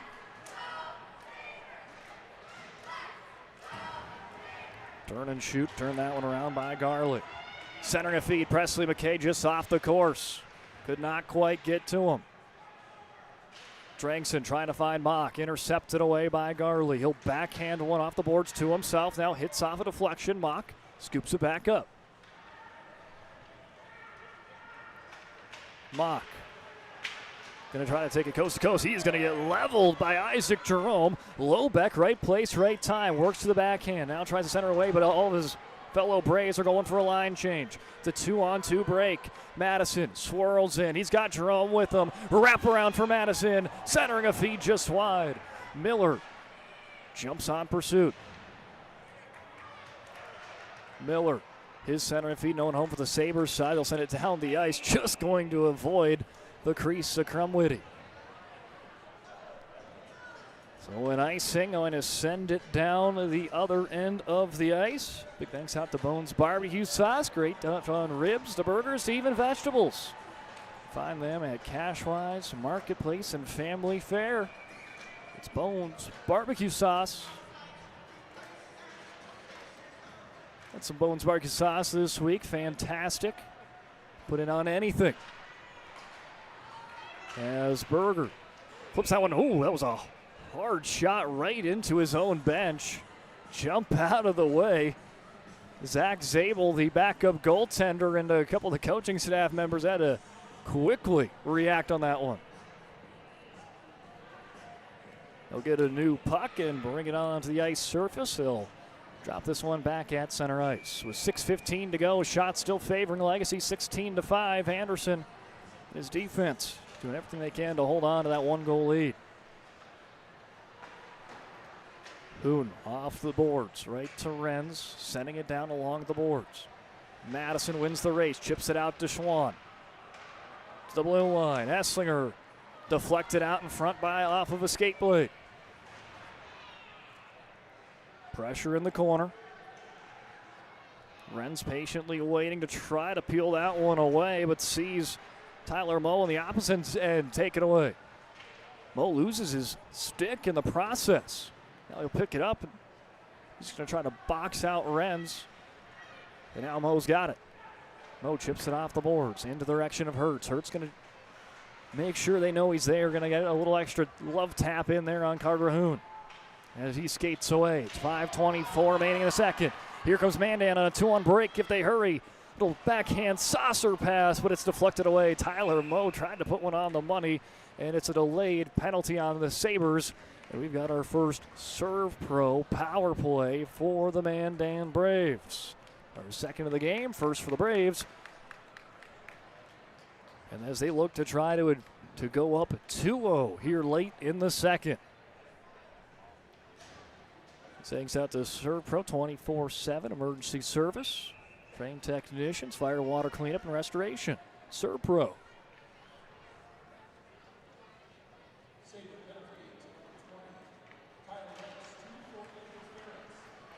Face-off one by Mandan on the power play. A power play unit that has struck 25% of the time. Tapped down by Adam Walker. Picked up by Yulberg. He'll leave it along for Walker to scoop it up. Walker jolts forward. Dump pass to Kraus. Barrett tried to get back to Kraus on a give and go. Was not quite there as Presley McKay wreaking havoc there on the penalty kill. Helping over the head of a jumping Kraus. Slow roller. Yulberg will have to act fast as Presley McKay providing that pressure for the shorthanded unit. There he is laying in a check right on the center of your screen on Barrett.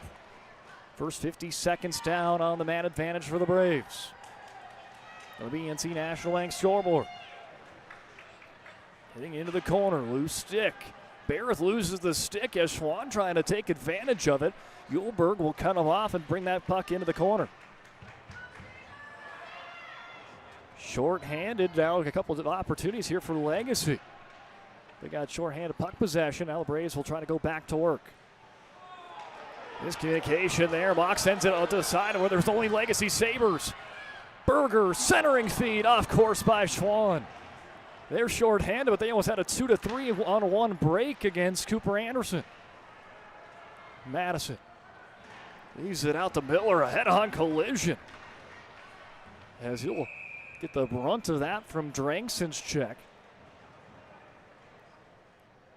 And we'll have a stoppage with 3:36 remaining here in the second period. Mandan continues to lead 1-0. Okay, both these two teams out key players. Mandan out their third leading point producer tonight, Liam Keller, 7 goals, 9 assists on the year. And Legacy's out their top producer, the top point getter in the West region, and Harrison Johnson tonight, who has 47 points, 22 goals. 10 seconds on the man advantage. Mock sails in, and there it's going to be an interference call coming up on Caden Lobeck. As Lobeck, I think, was trying to set maybe a screen and maybe showed a little elbow there, and that's going to be an interference call, and we'll have 4-on-4 for 4 seconds. And then that will send it on to a Legacy power play for the next 156. That precedes it. Serve Pro power play. We'll Serve Pro 4-on-4, and then a Serve Pro power play and just a couple ticks of the clock coming up for Legacy. 24/7 emergency service, trained technicians, fire, water, and cleanup and restoration. It's Serve Pro. Scooped up by Garley at the blue line. Power play is coming up now. Full strength for Legacy. Jerome, Tarashki, blocked out in front and cleared down by Adam Walker. Crumwitty gets out of the cage. He'll leave it on for Raschke. Raschke cuts through the defense, lets it out to McKay, makes a man miss. Presley, McKay wraps around the net, keeps his eyes up, hits the brakes, swirls back down. Tries to jam one home, cannot. Goes right to Raschke, and he has it poked away by Kraus into the neutral zone with 2:35 left in the second. Garley goes down on the ice. He'll quickly back up to his feet, but kind of slows it up here as Renz had to check back up and restart on the power play. Around the boards to Presley McKay. Nope, he'll let that one go. Goes to Jerome, finding Raschke, blue line shot. Presley McKay tried to jump in front of him, but either way, Anderson makes the save. Let's take a look out of the Ryan Family Dealership instant replay. Trusted name for car buyers in western North Dakota. Locations Wilson and Minot. As Cooper Anderson has been perfect so far tonight. His team right now shorthanded for the next 54 seconds on the clock. Schwann touches it out to Hoon. Hoon slowly trailing. Back to Schwann. Sends it back to the blue line. Hoon to Schwann again as they play a little tic-tac-toe. Playing down to Madison. Off the boards. Schwann is there. Corralling it around. Hoon receives it. Chips one low. Traffic out in front. It pinballs right to Anderson, who puts it in the glove again. 29 seconds on the power play. They've had their opportunities. Again, Anderson. Seeing the puck well here tonight. Kolgob turn and clear that one the length of the ice as they get ready for the next 20 seconds. Shorthanded. How aggressive do you want to be? Drankson tries to poke that one away. Jerome protects the puck, gonna take it coast to coast. Jerome works to the backhand in the near corner. One-timer. Oh, I don't know if Anderson got a piece of it, but that one keeps it a one-goal game. Shot from Jerome. Another one pawed down by Anderson, and the Braves are full strength. Jerome keeps it amped up. Leaves it back to Raschke. Deflected up in front again. And another save for Anderson. 1:07 to go. Here he goes again, Anderson. Nice cross-ice feed. Not sure if Anderson got a piece of that one or not. But either way, goes into the corner. Based off of shots on goal, I believe they did say it was a shot on goal, as it did move up a tick. 19 shots on goal for Legacy. With 1 minute to go in the second. Miller. Puts it down deep. Leaves it on for his teammate, pushed against the boards. Skalski joining in on it, so is Kraus. Kraus comes out of the pack with it. Tries to advance it up, but it's taken him back away. Trying to find Walker. Sabres take it for a second. Lobeck advancing it to Skalski. Puck will pinball around as Davis hits the ice for the Sabres. 30 seconds to go here in the middle frame. Hjulberg corrals it at his own bench, fires a shot. Crumwood gets a piece of it. Just an unexpected quick shot there from Hjulberg. Hjulberg now goes down low, gets that one in his glove. Plays it along the boards. Hertz tames it down, tries to keep in the offensive zone for the last 5 seconds. The puck works into the neutral zone. Mandan, I think it's just going to play keep away as they're content with a one-goal lead at the end of 2. Mandan holds on to their one-goal advantage. They lead 1-0 heading into the third period of play. But before we get to that third period of play, we head on over to the second intermission. Brought to you by Charbonneau Car Center when we return.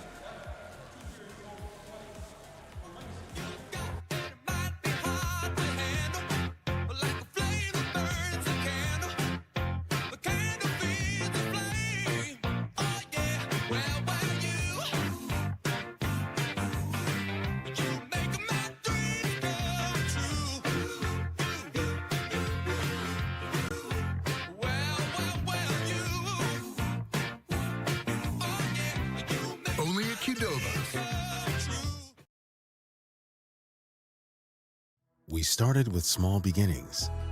And just like the visionary entrepreneurs we serve, we turned an idea into reality. BNC National Bank, where possibilities begin right here at home. This presentation on the PSP Network is proudly brought to you by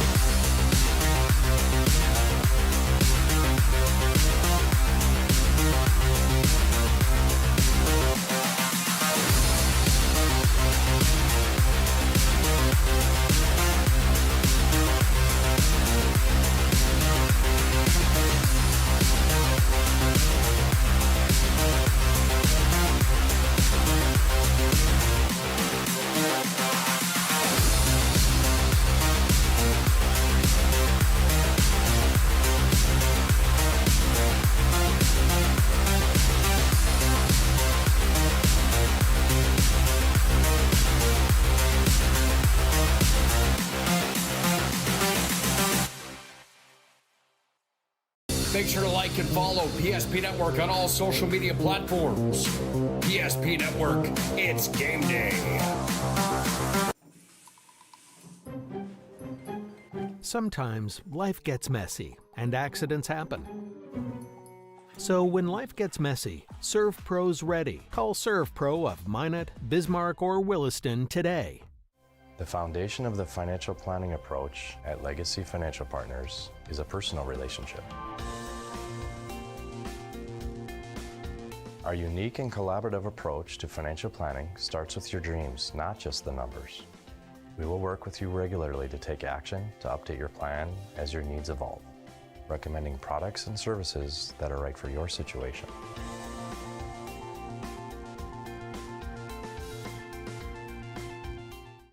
Breathe in. I can't believe I wrecked my car. There's some things in life we can't control, but what's important is how we respond. At Jerome's Collision Center, they provide the highest quality of service, assuring the job gets done stress-free and making it feel like a breath of fresh air.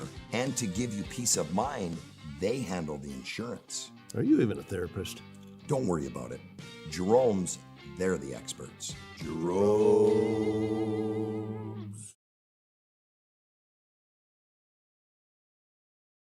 It's time for this week's PSP Network Player Performance of the Week. Powered by the Aggie Foundation, Ryan Family Dealerships, and Mandan State University. Congratulations to this week's nominees on Big Time Games. The votes are in, and this week's Player Performance of the Week belongs to... Make sure to like and follow the PSP Network on all social media platforms, and watch for next week's Player Performance of the Week. Powered by the Aggie Foundation, Ryan Family Dealerships, and Mandan State University. PSP Network, it's game day. The Aggie Foundation is a 501c3. Our mission is to really help out the communities that allow us in for charitable gaming. We are so thankful for Aggie Foundation for giving us the $2,500. I can't thank the Aggie Foundation enough for what they've done. Aggie Foundation has been just a great partner for our community. Some of these programs wouldn't be able to continue on without funding from programs like this. We're always looking for new partners, new communities to be in. So if we can make an impact in that community, we will.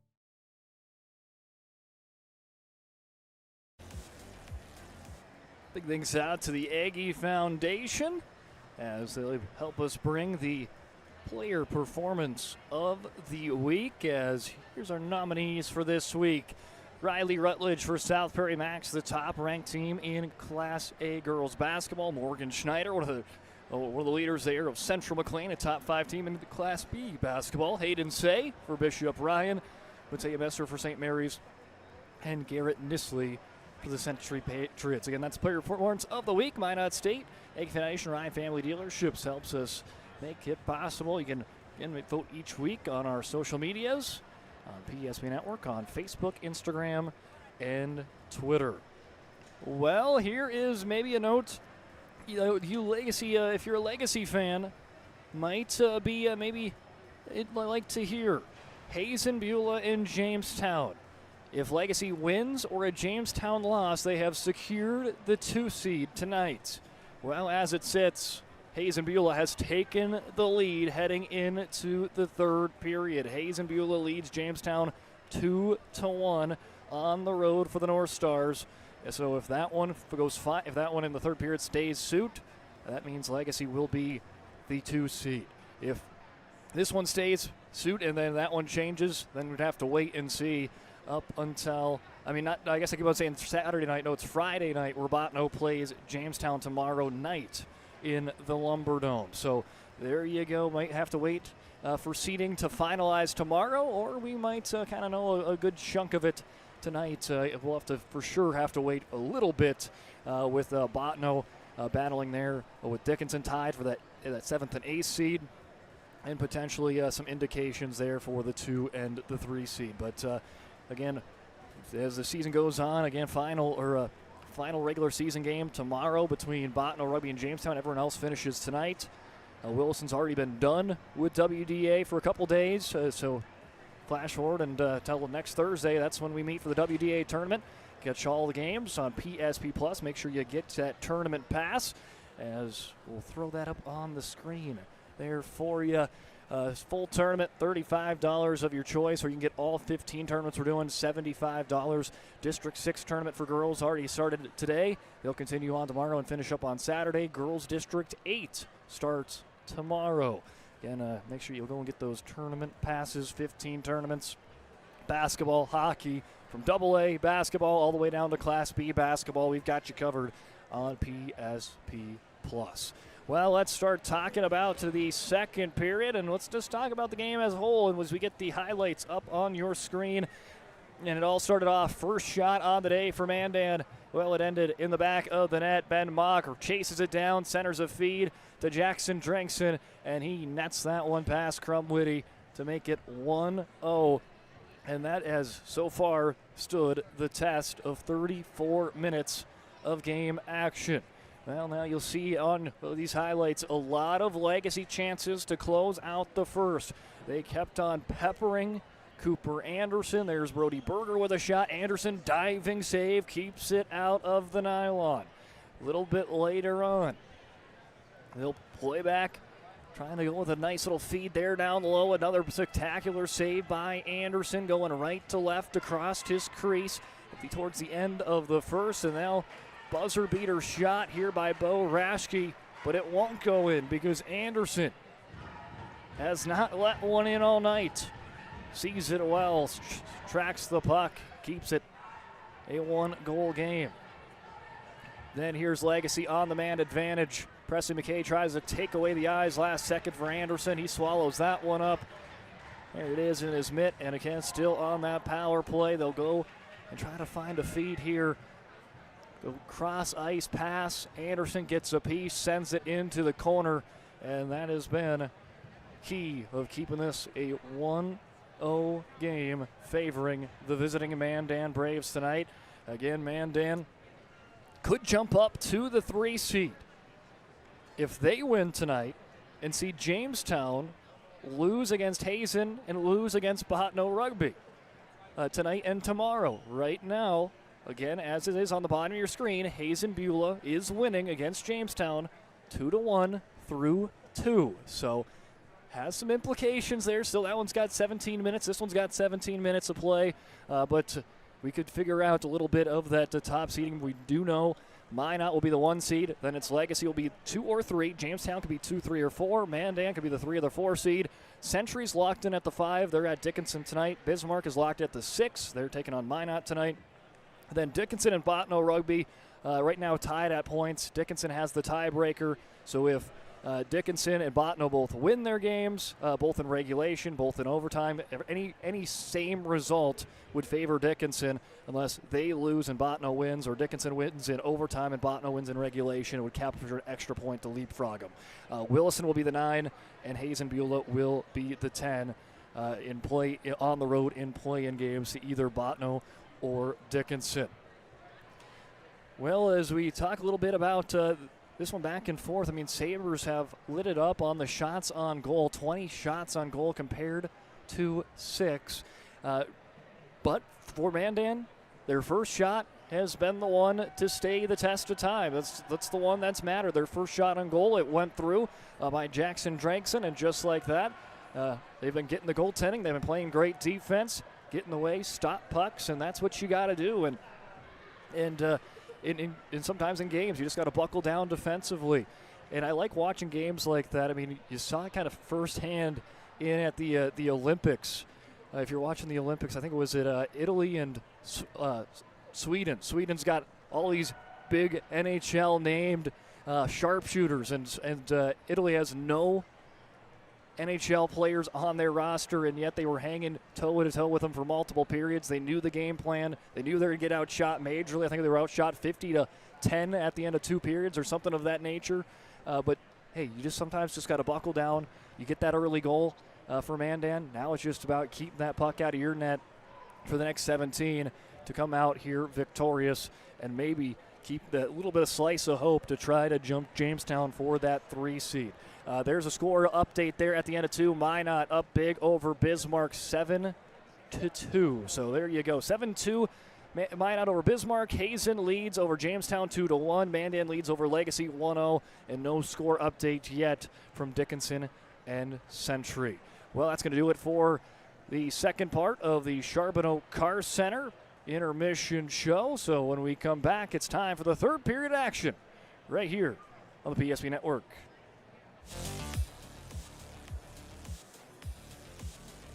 We want it all. We want our dog to fetch it. Drop it. And drop it. Drop it. We want to fix it ourselves. And actually fix it. We want to order the market price lobster. And know the market price of the lobster. How much is... Whatever the market says. Sadly, we can't have it all. Except at Sport Clips, where we check in with the pros in men's hair and totally check out with pure, uninterrupted relaxation. Sport Clips. It's a game changer.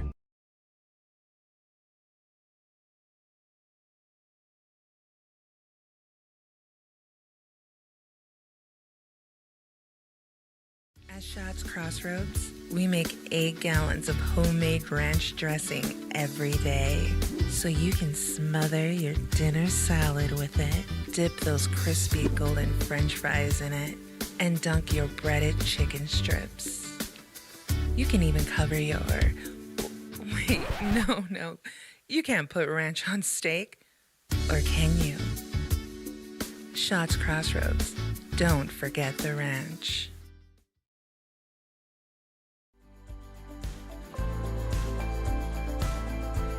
At Planning Team Financial Advisors, we help individuals create their personalized strategies. We specialize in financial planning, retirement planning, insurance, and 401k distribution options. Don't leave your future to chance. Call Planning Team Financial Advisors today for a free retirement review. Planning Team Financial Advisors, your plan, your future, your team.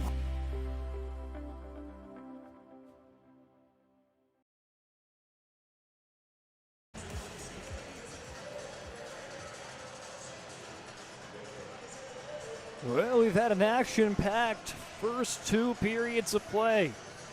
Well, this third one going to potentially decide the winner unless we go to extra play here tonight, as Legacy leading on the shot totals 20-6, but it's Mandan leading on the BNC National Bank scoreboard 1-0 through 2. It's the first shot of the game. Netted in, and no other shot has went through since then.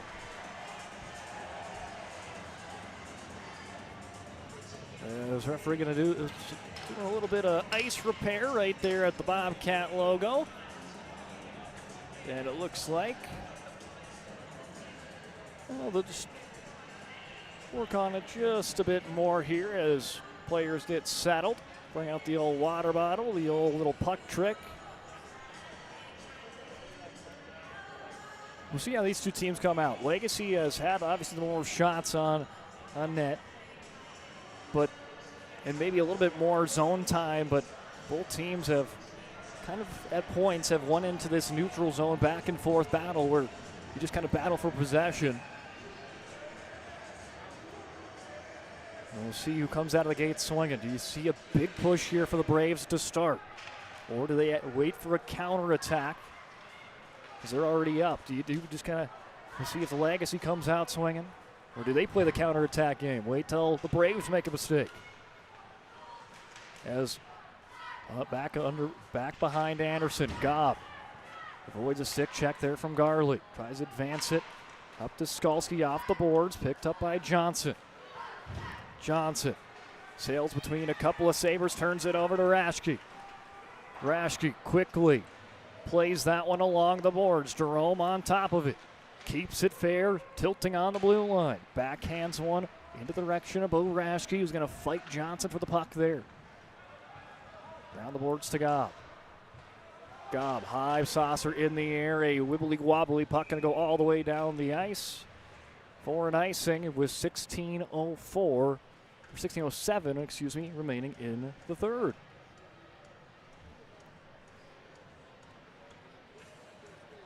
Again, if you're looking in for the District 6 basketball tournament, I believe they're probably in their last game today.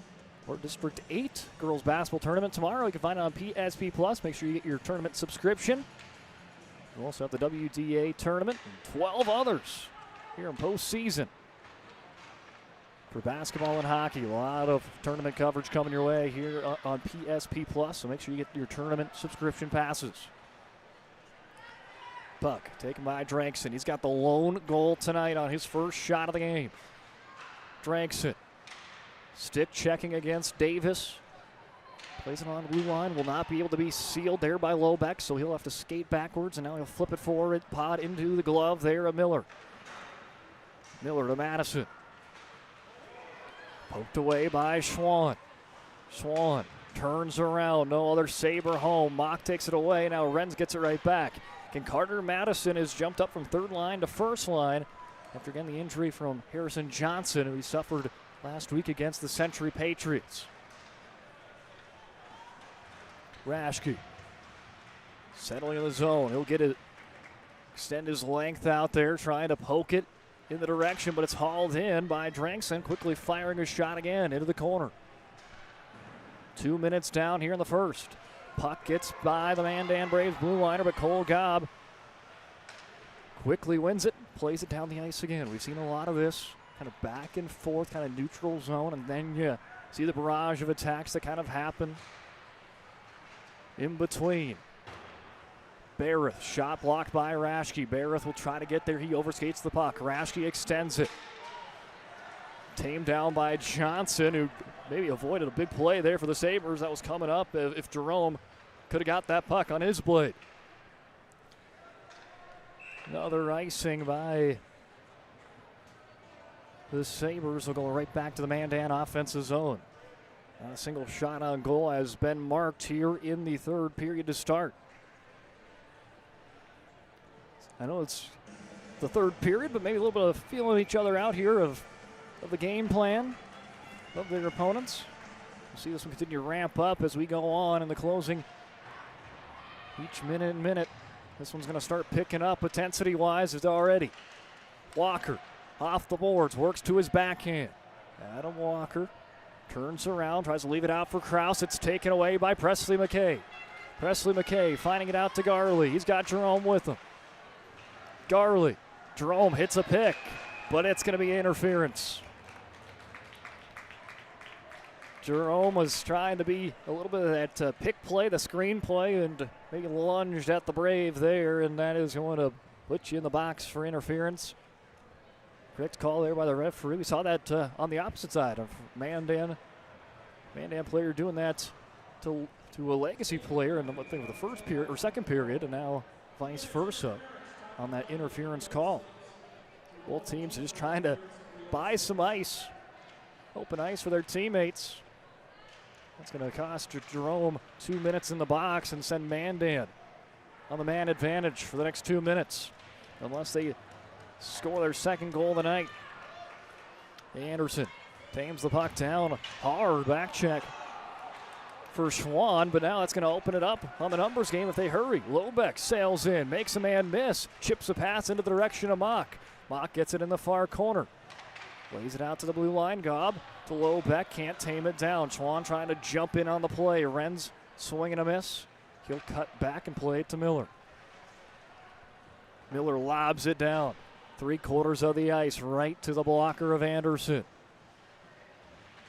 Schwann has impressed, especially on the PK here tonight. He's been everywhere tonight. 5-on-5, penalty kill, power play. He'll go for a line change.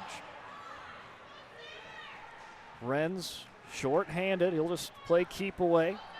Shot is blocked, and now here comes Walker. Walker half spin. Turns right in to the shoulder there of Davis, trying to drive him down. Played right back into another steal here for the Sabres. Presley McKay flips it up. Is Garley. Presley McKay back, trying to win the race into the corner. Cut off by Uhlberg. 37 seconds remaining on the man advantage for the Braves. They lead 1-0.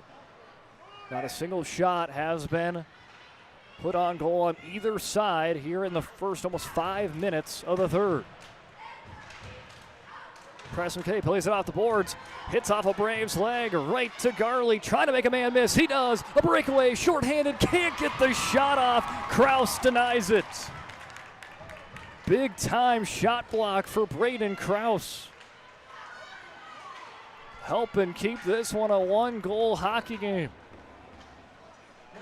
Legacy successfully kills the Jerome interference penalty.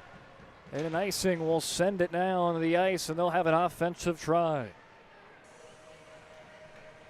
Legacy has had the advantages in the face-off circle. And do you carry some momentum? You kill a big-time penalty, keep right in this game. Does that momentum come out? They're going to have this third line. Looks like they did some new line adjustments as Madison back to the third line with Max Rude. Drankson works to his backhand, centering feed. Johnson denied by Crumwitty. Crumwitty's biggest save of the game keeps them within one. Jackson Drankson was trying to pair an assist with his early goal, and now he's got the puck again. Drankson, saucer pass in the direction of Mock, the one who assisted him in the first goal of the contest. Goes to the side of the net. Presley McKay jams that one into the neutral zone. Uhlberg is there. Snapshots into the far corner. Hertz lays in a check. Spin around by Garley. Try to get it in the direction of Presley McKay. Just a little off there and sent back down by the Braves. Smooth skating for Davis. Davis almost coast to coast, stepping in as Presley McKay. Sharp angled shot goes wide, tamed down by Miller in front of the Braves bench. Leaves it around to Jerome. 10:39 remaining in the third. 1-0 Braves. Barrett, stick handles into the slot, leaves it alone for Tyler Moe, and he'll leave it back. Catch and shoot there by Johnson. Some traffic up front. Kicked into the corner by Crumwitty. Without a stick, Blaze Miller comes in with a check. Legacy having a 2-on-2 break. Jerome has it poked loose by Hertz. Hertz advances it out to Barrett. Barrett was the only Mandan Brave on the right side of the ice. He'll just have to lay it in deep. Berger down, goes coast to coast, works to his backhand, drives in hard. Anderson denies him. Less than 10 minutes remaining in a 1-0 hockey game. Legacy wins. They guarantee themselves the 2 seed in the WDA tournament. If Mandan wins, well, they leave the door open for maybe jumping up to the 3 seed. They would jump up to this 3 right away, but if Jamestown would get a win against Hazen tonight or Botno tomorrow, they would leapfrog them right back. Again, Legacy can be the 2 or the 3. Mandan can either be the 3 or the 4. And then Jamestown can be the 2, 3, or 4.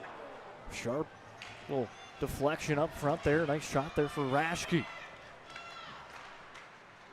Steered clear. Raschke takes a peek over his shoulder. Plays it down to Schwann. Raschke seals it again. Up and over the head. A couple of Braves players. Skalski had his hand up trying to knock that one down. Looks like that one hit off the scoreboard there, and that's going to be a whistle.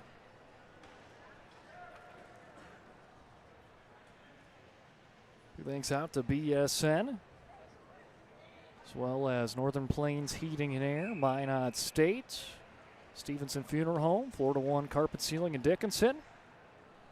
Got our great sponsors. We want to be able to do what we love to do, help promote local athletes. And we've had a fun winter season, and can you believe it, almost already coming to an end, but still lots of postseason coverage coming your way. Davis fans it out, little one touch to Presley McKay, extends it out to Jerome, who's joined the top line with Garley and McKay. And they've done some line rearranging as this game has gone on. They've moved Jerome up to the first line. They put Madison back to the third. Doing anything to try to provide that spark here late. Loose puck. Still loose. Now picked up out of the hands of Mock. Almost kicked forward there by Drangson. Leg saber goes down, and he had some help with him. It's a tripping coming up. I think Ben Mock is going to be headed. He'll drive right by the sin bin. It's going to be Jackson Drangson, the guilty party on the trip. So Jackson Drangson going into the box for 2. Not what you want to do if you're Mandan. You don't want to give a successful power play unit more and more time to try to get in on the scoreboard. Face off won by Presley McKay. Rashke scoops it up, works it down to Garley. One touch, back to Rashke. Now works to the right side. Turn and shoot there for Jerome. High off the glass, Rashke scoops it back up in the neutral zone. He'll hit the gas pedal. Bo Rashke, the smooth skating defenseman, on the baseline there, trying to fire one from a tough angle. It's sent back down the ice. Mandan successfully killing the first quarter of the penalty. 1:30 left on the power play. Presley McKay has his pockets picked. Played back down the ice. Crumwoody gets out of the cage. 7:47 left. Rashke dumps it back to Garley, extends it off the sticker ends. Right behind Anderson. Hard off. Garley cannot quite hold the ground. Puck goes loose. Madison wins the race against Krause. Scoops it up. They'll reconvene and try it again. Jerome loses the puck to Walker. Walker, Krause on a 2-for-1. Back to Walker. Works to his backhand. Couldn't pull the trigger on it. Yulberg poked out by Krause. Renz in the far corner. Right to Berger. He'll go a little dump and chase action here on the man advantage for Legacy. Madison swipes that one away from the corner. Madison lays it out to Berger. Nice find, one-timer high off the glass by Schwann. Had the look but couldn't quite get all of it. Backhand wraparound, denied again. 6:37 remaining in the third. 5 seconds left on the power play, and we'll have a whistle. Legacy had a one-time look there to Cooper Schwann. He could not get all of it. A wraparound try preceded it. And Anderson and the Braves still hold on tight to the lead. They have felt the pressure all night long, but they have played with the lead all night long. Their first shot was a goal. Since then, they have been facing that heat ever since for Legacy. As Garley loses it to Drangson, chips it up to Mock. Here comes Mock. He's got an assist tonight. Hits the brakes. Poked away by Rashke. Isaac Jerome with 9 goals on this season. Sends a wobbling puck. They'll say it's fair. Right to Garley. Snaps a shot. Blocked out in front. Presley McKay. Second on the team in points. Trying to center out to Rashke. Played back by, knocked by Hertz. And down the ice the puck goes. Less than 6 minutes remaining here in the third.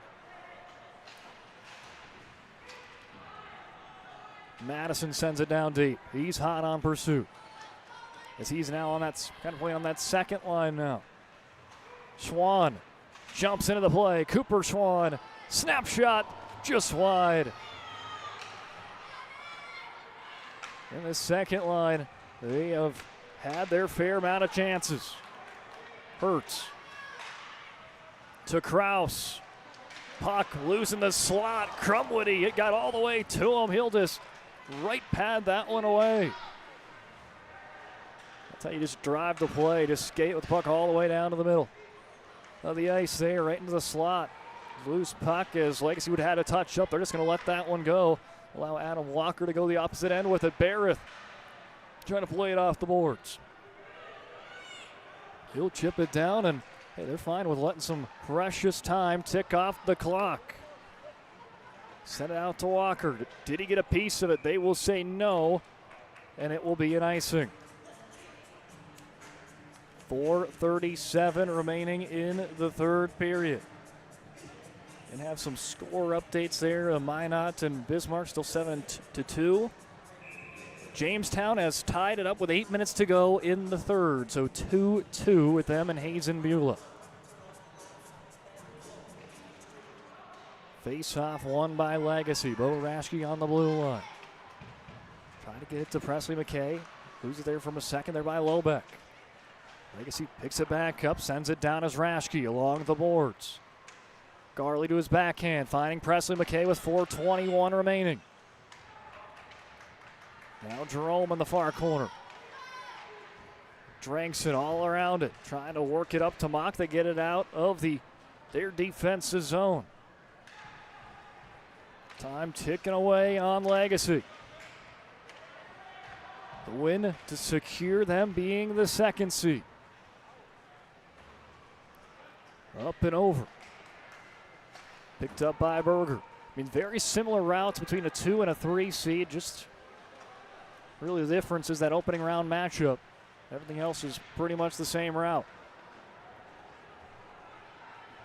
If Legacy loses, they will be, and with a Jamestown win, they'll be the 3 seed, and they would play Bismarck High on Thursday. If they win, well, they'll have to wait and see who's the 7 seed, if that's Dickinson or Bottineau Rugby, depending on how those games shake out, with Dickinson against Century tonight and Bottineau Rugby against Jamestown tomorrow. Hard on the board is Miller. Chip shot, puck still loose. Miller gets up, finds it right there. Madison lays it on to Davis. 3 minutes to go. Time continues to dwindle down. Anderson gets out of the cage. Yulberg extension off the stanchion. That puck, I don't know if it's going to make it to the red line. No, it's not. As it dies down, it will not be an icing. More time will be taken off there. As Drankson picking the pockets, winning it right back though is Blaze Miller. Miller enters the zone, finds it out to Garley, the alternate captain. Just one hands that one into the corner.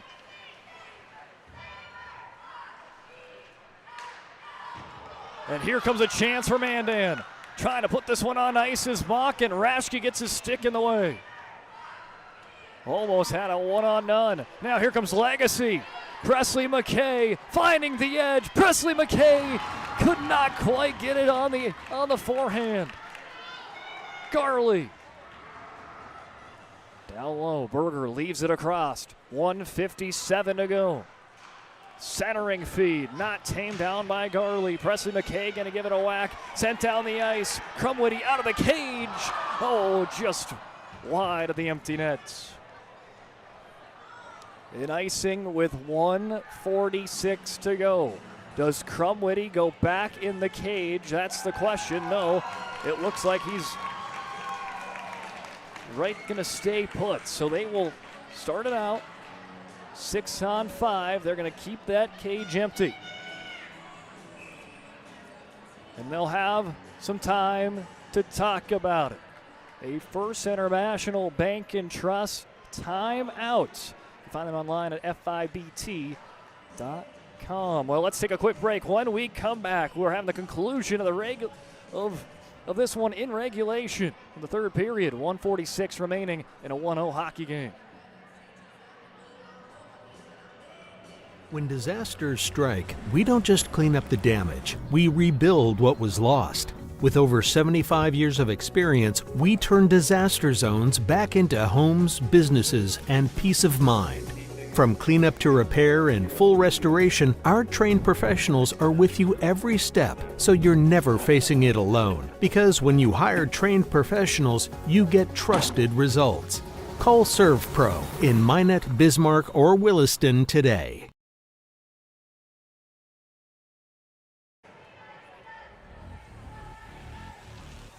Welcome back in. There you see the shot of the Legacy Sabres.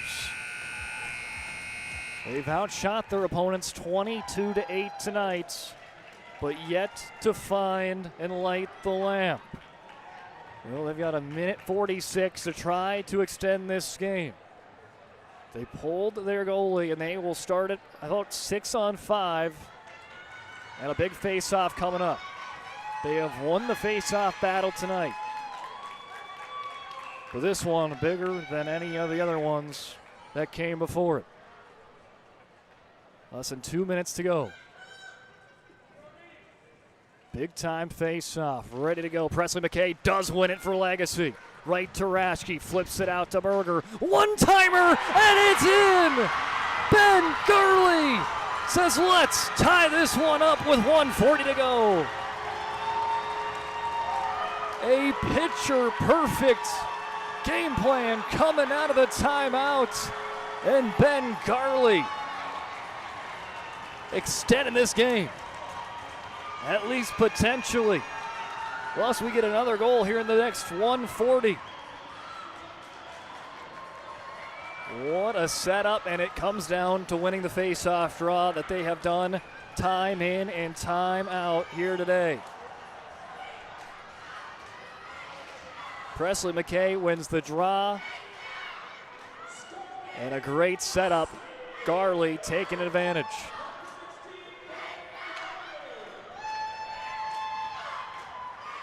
Puck behind there on Anderson.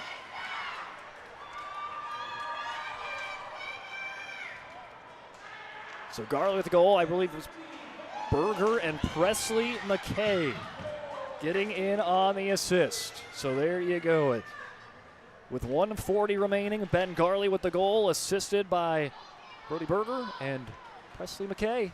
1 minute to go here in regulation.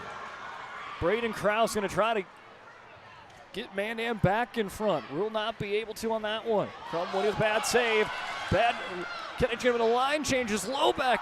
Oh, shuffled aside by Crumwoody. Skalski, the captain. He'll fall down. Scoop top extension pass. Batted down, and here comes Skalski working to the far side. Works to his backhand. Brody Skalski tries to go back to the forehand. Taken away by Presley McKay. He hits the deck. Legacy fans wanting a trip, and they will get one.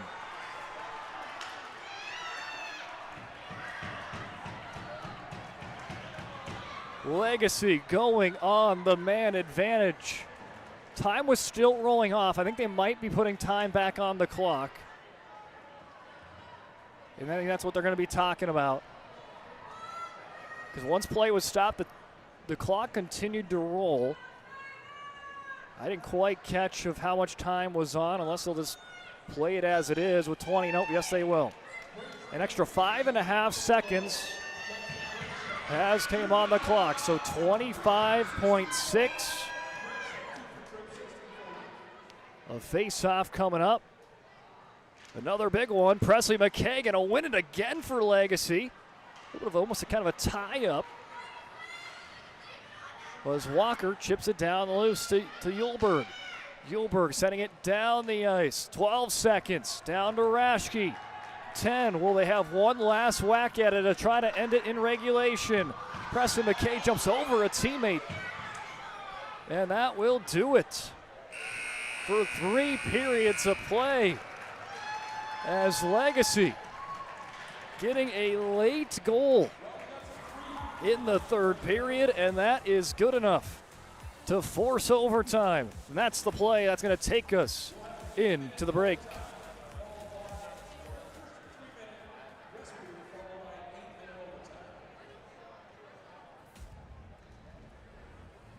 Since 2003, the architects and engineers at Ackerman Esvold have been enhancing everyday life.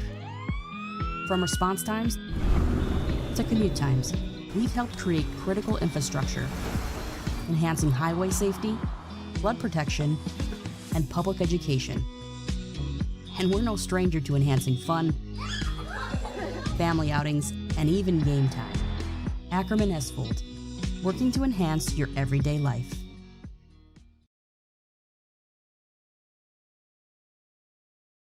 Dakota Community Bank and Trust, your trusted partner for commercial and business loans. We not only provide lending you need to grow your business, but we also reinvest in our communities. We believe in strengthening our businesses and creating opportunities for success. Choose Dakota Community Bank and Trust for your commercial and business loans, and together let's keep our communities thriving. Serving the community, looking out for you. At Dakota Community Bank and Trust, that's what we do.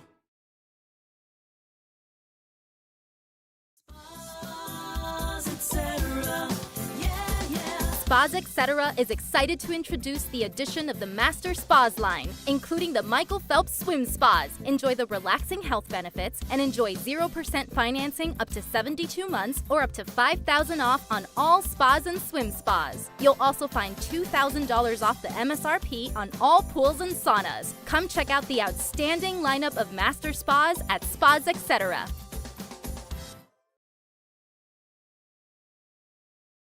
At Badlands Pet Crematory, we understand that pets are family. Unlike other crematories in the area, we are the only dedicated pet crematory that offers private individual cremation.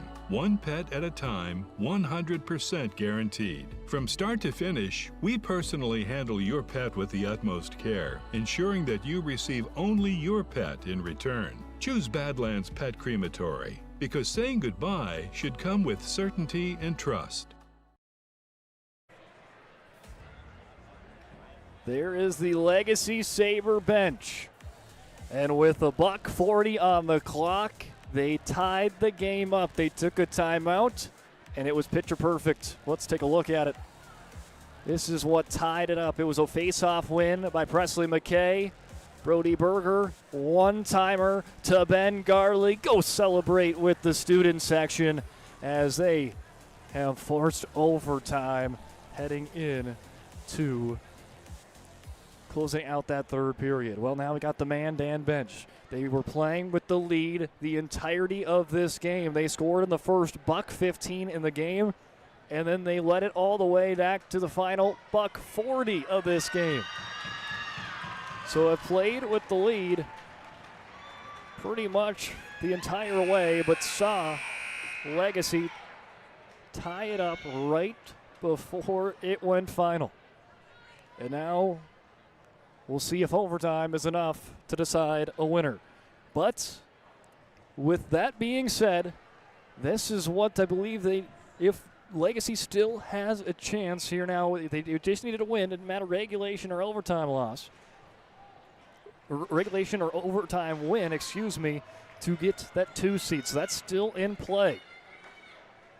We'll have to keep an eye on that, especially there with Jamestown and Hazen. They are going to overtime as well. Jamestown, Hazen in overtime. We'll have to look at the points and how that shakes up for seeding here in a bit. It's 8 minutes here on the board for overtime. And that'll be a sudden death right now. That'll be a shootout to follow if no one scores in the next 7:26. 1 minute on the power play for the Legacy Sabres. Puck down loose. Raschke works it on the blue line. They've got a one-timer. They want it. Garley sends it high. Down the length of the ice. Picked up by Raschke. Raschke finding it to Garley. Slicing through the defense. Garley swinging a miss. They had the look. They caught Mandan on a break. Trying to get a line change. Raschke. Another one-timer. This time to Renz. Sends it high and wide. Legacy on the man advantage now for the next 20 seconds in overtime. Jerome settles down in the circle. Snapshot saved by Anderson.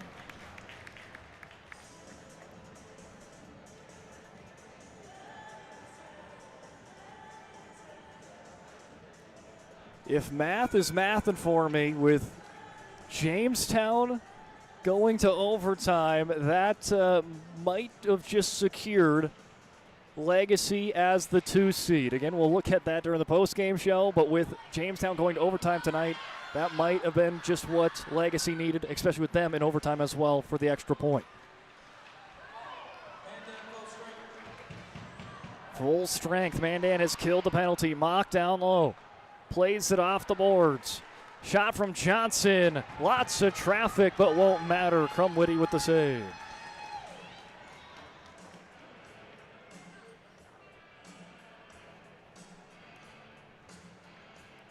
Yeah, with both teams going in overtime, I do believe that will seal it for Legacy to go in as the 2 seed.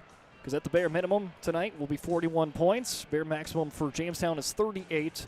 And Legacy has the tiebreaker if Jamestown would capture all 3 points tomorrow. So I believe right there as it writes up, Legacy has secured the 2 seed with forcing overtime and seeing Jamestown and Hazen go to overtime. As Drankson, the lone goal scorer for Mandan, pokes that one in. Rude there. Mock leaves it back to Lobeck. Lobeck in front of his own bench, still working at it. Get some help from Johnson. Lobeck turn and shoot. Just wide of the net with 5:43 remaining in extra play. Blaze Miller surges forward. Snapshot by Schwann off the glass. Redirects. Picking up is Johnson. Johnson finding Kraus. Kraus, Scott Skalski with them.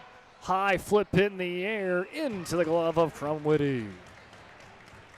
Concentration play there for Brody Crumwitty. Well, it's low danger chances, but if you bobble it, that could be turn into a high danger rebound opportunity for the Braves. Crumwitty making that one look easy. Looking like a center fielder out there. Watching the pop up. 5:25 remaining.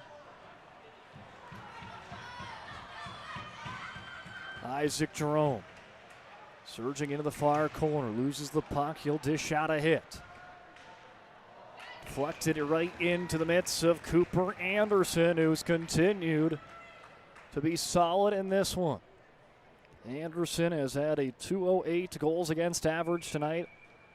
He's averaged just letting around 2 goals per game, but he has got 926 save percentage. This goalie tandem between Anderson and Walsh is one of the best in the state. Pretty much any statistic you look at, they're in the top 2 or 3. Yulberg behind his own netminder. Lays it on to Walker. It's taken away by Beckham Presley McKay. Centers a feed. Pinballs off of a Brave defender, and now right onto the stick of Skalski, the captain, into the circle. Centers one. Not going to go. Off the pad. Here's Presley McKay. He's got Jerome with him. Leaves it back. Garley to Jerome. Behind the crease, Anderson doesn't have his glove, and he's just going to lunge at that one. And now they'll get that glove back on the netminder. You saw that there, he lost the glove, and as the game was kind of going on, he was kind of showing his hand like, I don't know about this, but said, I'm just going to have to die for this puck regardless. Final score, Minot defeats Bismarck 11-2 tonight. Both those teams are already locked in seeding-wise. Minot will be the 1. Bismarck will be the 6. Traffic up in front. Poked away by Drankson. Right to Lobeck. Lobeck extends it to Mock. Mock making a man miss, but back check taken away for Legacy. As Lobeck loses his stick, and now is going to allow Legacy to get out of it with it. Schwann pestered from behind, poked away, sent down the ice, halfway done here in the overtime period. Miller flips it in, dump in chase coming up for the Sabres. Tamed down by the Braves, and they'll try to get it out of the zones. Kept in well by Madison. Chips it in to Jerome. Jerome works it to the backhand. Looking to see if he can get some help with him, and he does. Played right there. Garley was almost in the right spot at the right time as that one shuffles out of play into the Legacy bench. And Mandan, Legacy, Hazen, Beulah, and Jamestown both in overtime here tonight. For the many teams, it is their last night in the regular season for every team except Botno and Jamestown. They'll go toe-to-toe out in the Lumberdome tomorrow. And that will wrap up regular season play, and we'll get on to the WDA play-ins on Monday and WDA tournament next Thursday. As Berger sends one out in front. Presley McKay tracks it down, lays it over to Jerome, but it's Yulberg that takes it back for Mandan. Tries to flip in the air. Grabbed down by Berger. Kraus pressuring hard. Garley steps in. He had the equalizer to tie this one up in the final minutes in the third. Jumps in on the play. Jerome loses his stick, trying to pick it up, and when he does, the puck just rolls right on by him. Renz takes a peek. Skalski right there. Skalski just falls on the puck. He's still on the ice. Now he'll quickly get back up on to all twos. Fended off by Raschke. He finds Berger with 2:32 remaining in overtime. 1-1 hockey game. Next goal will be the winner. Unless we'll have to settle it out in a shootout. Trying to dangle his way with Schwann. He's going to be bodied by Drankson. Here comes Gobb. Cole Gobb fires a shot high and wide. Drankson going to let that one go down to the blue liner. Traffic out in front. Crumlitty frames it up perfectly and keeps it tied. Keeps this game going. 2:07 on the board. Just to note, Legacy is a perfect 3-0 in overtime or in extra periods, overtime shootout. Mandan is 1 win, 2 losses. Both of this is their 4th time in the overtime period. But when you get to a shootout, both these two teams are actually undefeated. We'll talk a little bit about that statistic if we get there. As Drankson driving Rude to the boards. Miller with Kraus on his heels. Kraus still trying to wreak havoc, the alternate captain. 1:45 remaining here in OT. Davis feeling pressure from Walker. Plays it along the boards.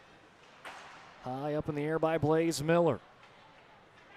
Kraus lets that one get to Lobeck. Sends it out to Skalski. Taken away. Here comes Presley McKay again. With the deke. Goes to his backhand. Fended off by Anderson. Anderson quickly back up to his feet. Just in case they kept him firing. Legacy will trail back, set something up, catching Mandan on the line change. Schwann, snapshot, saved by Anderson. Mandan just going to need a breather, sending it down the length of the ice. And here's the latest Anderson save, brought to you by Ryan Family Dealership. Here you see it, Legacy baiting Mandan to take a line change, and they did, and it allowed Legacy to have an opportunity with Cooper Schwann, but it's Anderson standing tall again.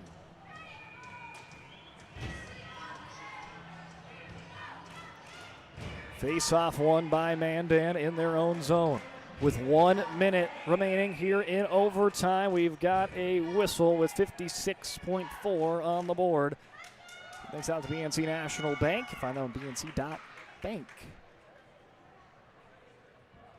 Bringing you tonight's scoreboard. Try it back again. This time Legacy will win the offensive draw. Raschke fires a shot. Traffic up in front will block it away. Here's Jackson Drankson. Braves trying to take numbers, but it's a back check there for Berger that gets his stick into the cookie jar. Pries that one loose. Jerome. Check to the boards by Drankson. Mock grabs the puck. Now Drankson off to Lobeck. He fans on the blue line shot. Garley to Jerome. He waits back for Garley to join him. Presley McKay right around the area as well. 19 seconds left. Berger sending a line. Anderson out of the cage to slow that puck down. 10 seconds.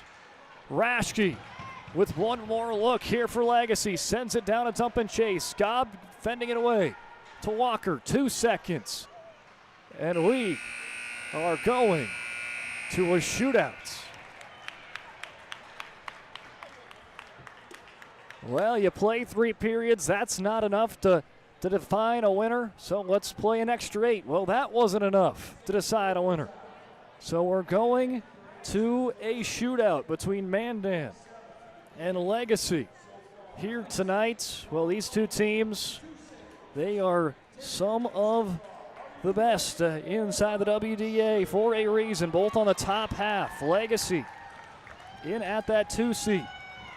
Final tonight in overtime in Jamestown. Jamestown picks up the win in overtime. So they will have 38 points. Legacy for sure will capture a 1. So yes, that is in the books. Legacy will be the 2. Jamestown will be the 3 seed. Mandan will be the 4. That's all noting. Dickinson and Botno are the only teams that do not know their seeding just yet. They'll be the 7 or the 8. Well, we are ready in for our shootout. Both these two teams are 1-0 in the shootout. Legacy Sabres were in a shootout on January 27th, and they won against Botno Rugby. Mandan was in a shootout back in December 6th against Wilson, and they won it. And they will call on the defenseman first. The sophomore defenseman with 4 goals on the year, Bo Raschke, and he has had a fantastic game tonight. Helped driving the offense from the blue line. The smooth skating. Sophomore defenseman waiting to be let loose. Here he comes now. Bo Raschke to the left. Right in to Anderson, who makes the save. Anderson making the save look easy. Frames it up perfectly. And now the guy that's got the lone goal for Mandan tonight, Jackson Dragson.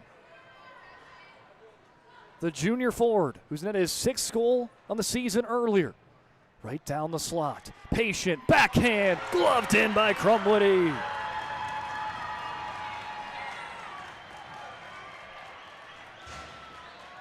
A good look for Dragson. And a better save by Brody Crumwoody. Next on the call for Legacy. And you get for your first, every team guaranteed 3. Both 0 for 0. Here comes Beckham, Presley, McKay, the sophomore, 15 goals on the season. He comes in with some speed, tries to go to the backhand, and it's Anderson again.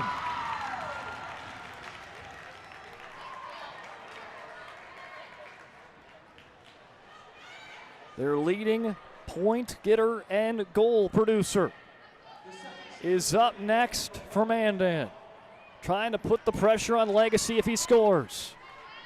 Here's Ben Mock, another sophomore. Works his backhand, back to his forehand. Ben Mock slides it in. Mock puts them up in front in the shootout.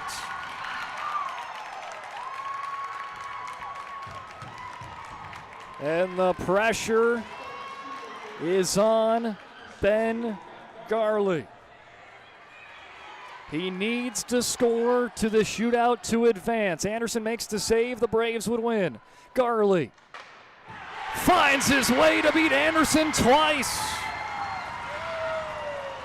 Garley was the reason why this game got extended. He scored a goal with less than 2 minutes remaining in regulation, and he extends the game again. Needs to score in a shootout, and he does. If Adam Walker now scores for Mandan, it would be the ender. Walker, slow as pace, kicked away by Crumwoody.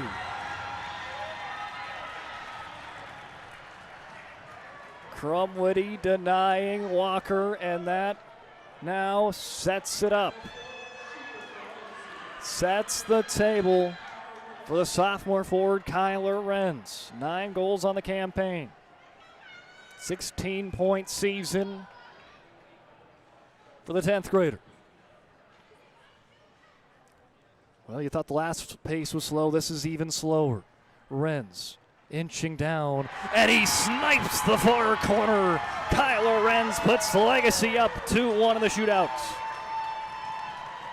And now it's Legacy in the driver's seat. A save by Crumwoody gives them the win.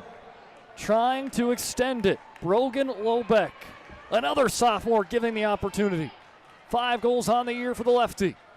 Lobeck Slow and steady. Now comes in with speed. Backhand sends it high. And Legacy comes out victorious in the shootout. After trailing the almost entirety of the game, a late goal by Ben Garley in regulation sends them to overtime. Back against the wall in a shootout. And guess who? Ben Garley gives them another chance. And with the shootout winner, picking up the big showing there for Legacy. There it is. Kyler Renz sends it in their balance as they win it tonight 2-1 in a shootout. Let's take a break. When we come back, we'll wrap things up here from the VFW.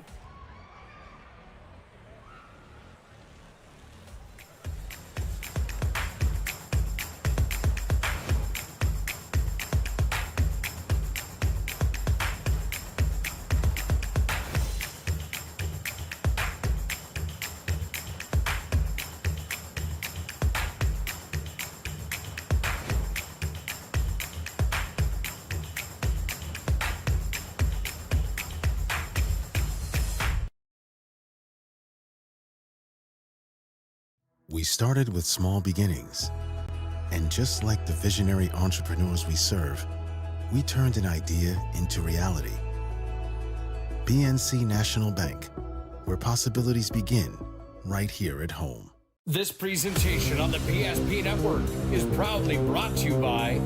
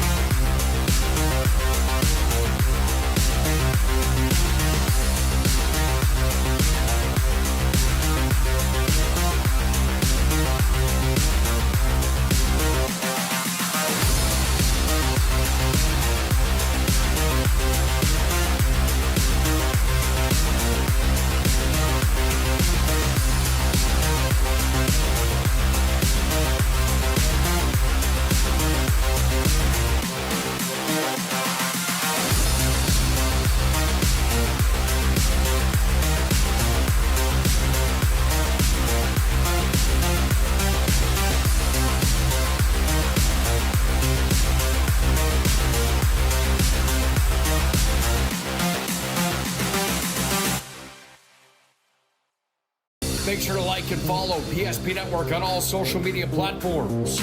PSP Network, it's game day. Sometimes life gets messy and accidents happen. So when life gets messy, ServPro's ready. Call ServPro of Minot, Bismarck, or Williston today. Every football fan has their Sunday routine. Maybe it's setting your lineup, firing up the grill, or claiming your spot on the couch. But the center of every Sunday is the drive. The morning drive home before kickoff. The drive to your buddy's watch party. Wherever you're headed, we can take you there.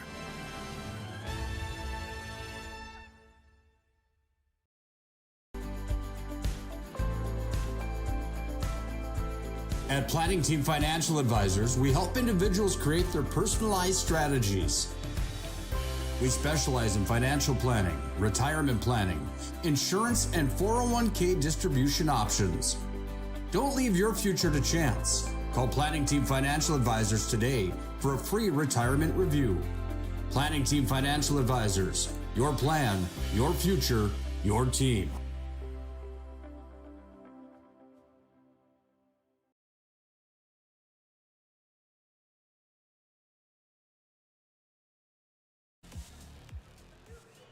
Well, let's wrap this one up here at the VFW. An exciting game as we will head on over to highlights. Jackson Drankson, you'll see on your screen, he will score the first one inside the first 2 minutes of the game. Well, that first goal on the first shot for Mandan, it stood almost the entirety of the game, from the start almost to the finish. But Legacy would not give up in this game. They had the bulk of the chances, out shooting Mandan tonight, and for them it was just trying to find that big time play, and for them, and seize that moment, and for them it was a timeout to be taken. They ended up pulling the goalie with just under 2 minutes to go. They call a timeout, they set up a play, and it works to perfection. Beckham Presley McKay ends up winning the face-off. Brody Berger one-timers over to Ben Garley. He nails it, and just like that, after being tied, or being a 1-0 game for the almost pretty much the entire game, almost 50 minutes of it, it ended up being just like that, a 1-1 game for the final $1.30 to go in regulation. So a big-time effort there for Legacy. A great timeout and a great call there by Ryan Farragher, and it was put into perfection. Allowed Legacy to get another whack at it, and that they did. They bury it. It was 1-1, nothing doing in overtime, and then we would head on over to a shootout, and both goalies making some nice plays. You saw Mandan with Ben Mock put the pressure on. He was the second shooter for Mandan. He scores, means Legacy needed to score their next shootout attempt or the game was over. And guess who they had stashed in their back pocket? Ben Garley. Yes, the guy that extended the game in regulation on what you'll see on your screen right now with that shot to force overtime. He ends up being put into a situation where he needed to score to extend the shootout for Legacy, and he did just that. He extends the game and heads into going another round of overtime. Mandan misses. Legacy ends up scoring with Kyler Renz putting the pressure on Mandan once more, and Brogan Lobeck could not get the shot to go, and that would give Legacy the win tonight. So big time effort. Final tallies there for statistics. Jackson Drakeson gets a goal. Ben Mock gets an assist. Ben Mock also had an overtime or a shootout goal for Legacy. Ben Garley with the goal, with Brody Berger and Beckham Presley McKay with the assist, and then with the goals in the shootout, Ben Garley, and the winner tonight, Kyler Renz. Big performance for Cooper Anderson in net. Crumwitty on the opposite end made the big saves when needed tonight. There you see, there was the goal by Ben Mock, and here's the counterattack for Ben Garley. And as you see this one go through, Ben Garley is tonight's Sport Clips MVP of the contest. Well, Sport Clips, thanks out to them for bringing you the Sports Clips MVP. Ben Garley, his goal to bring it into overtime, and his goal to extend the shootout and eventually help Legacy the win were big key ingredients for success for Legacy as they pick up 2 points tonight and have secured them being the 2 seed inside the WDA tournament. That's going to be on Thursday, Friday, and Saturday. We'll have all the games on PSP Plus, as well as the play-in game on Monday for Dickinson, as they'll play either Hazen or Williston. Well, those are all your highlights there, and a fantastic game with two teams that are on line to have a lot of success here in the postseason. Well, now we'll talk a little bit about that postseason makeup after tonight. Well, Minot already knew they were going to be the 1 seed. They'll see the 1 seed. Legacy will be the 2. Jamestown will be the 3 seed. And Mandan the 4. That was kind of the uncertainty, the 2, 3, 4. That is all solidified tonight. Again, Minot, Legacy, Jamestown, Mandan, Century will be the top half. Bismarck will be the 6 seed. The unknown again, Dickinson, Bottineau Rugby, they're tied right now. Dickinson has the tiebreaker. Dickinson played Century tonight, did not have a score update on that one. Not score updated there on ND score feed, and Bottineau will play Jamestown tomorrow. If someone gets an extra point there, that will solidify them be the 7. Then Williston will be the 9, Hazen Beulah the 10. So what we do know, Minot in the first round will play. They have a whole different ingredient of playing. They'll be either playing Dickinson, Bottineau, or Williston in the first round.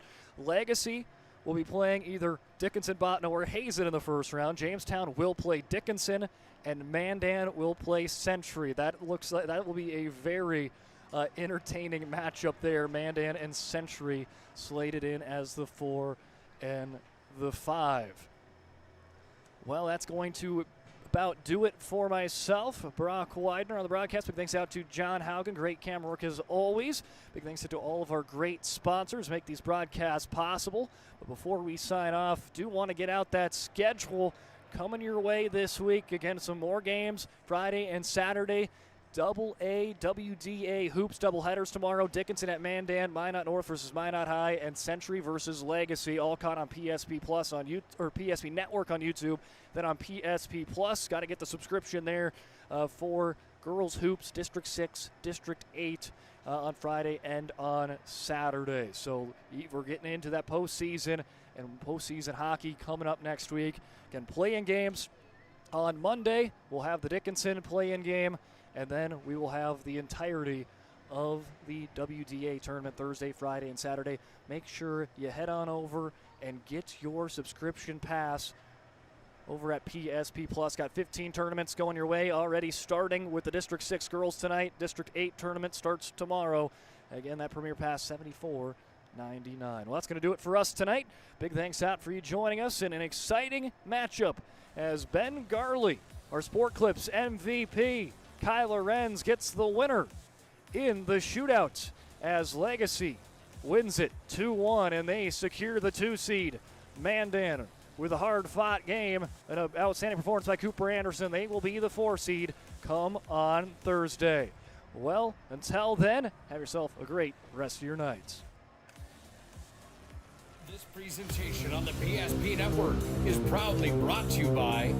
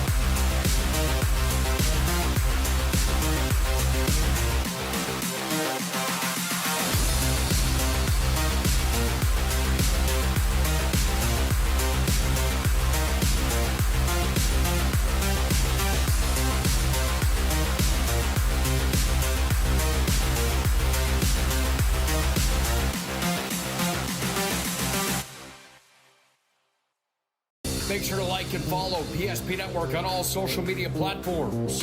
PSP Network, it's game day.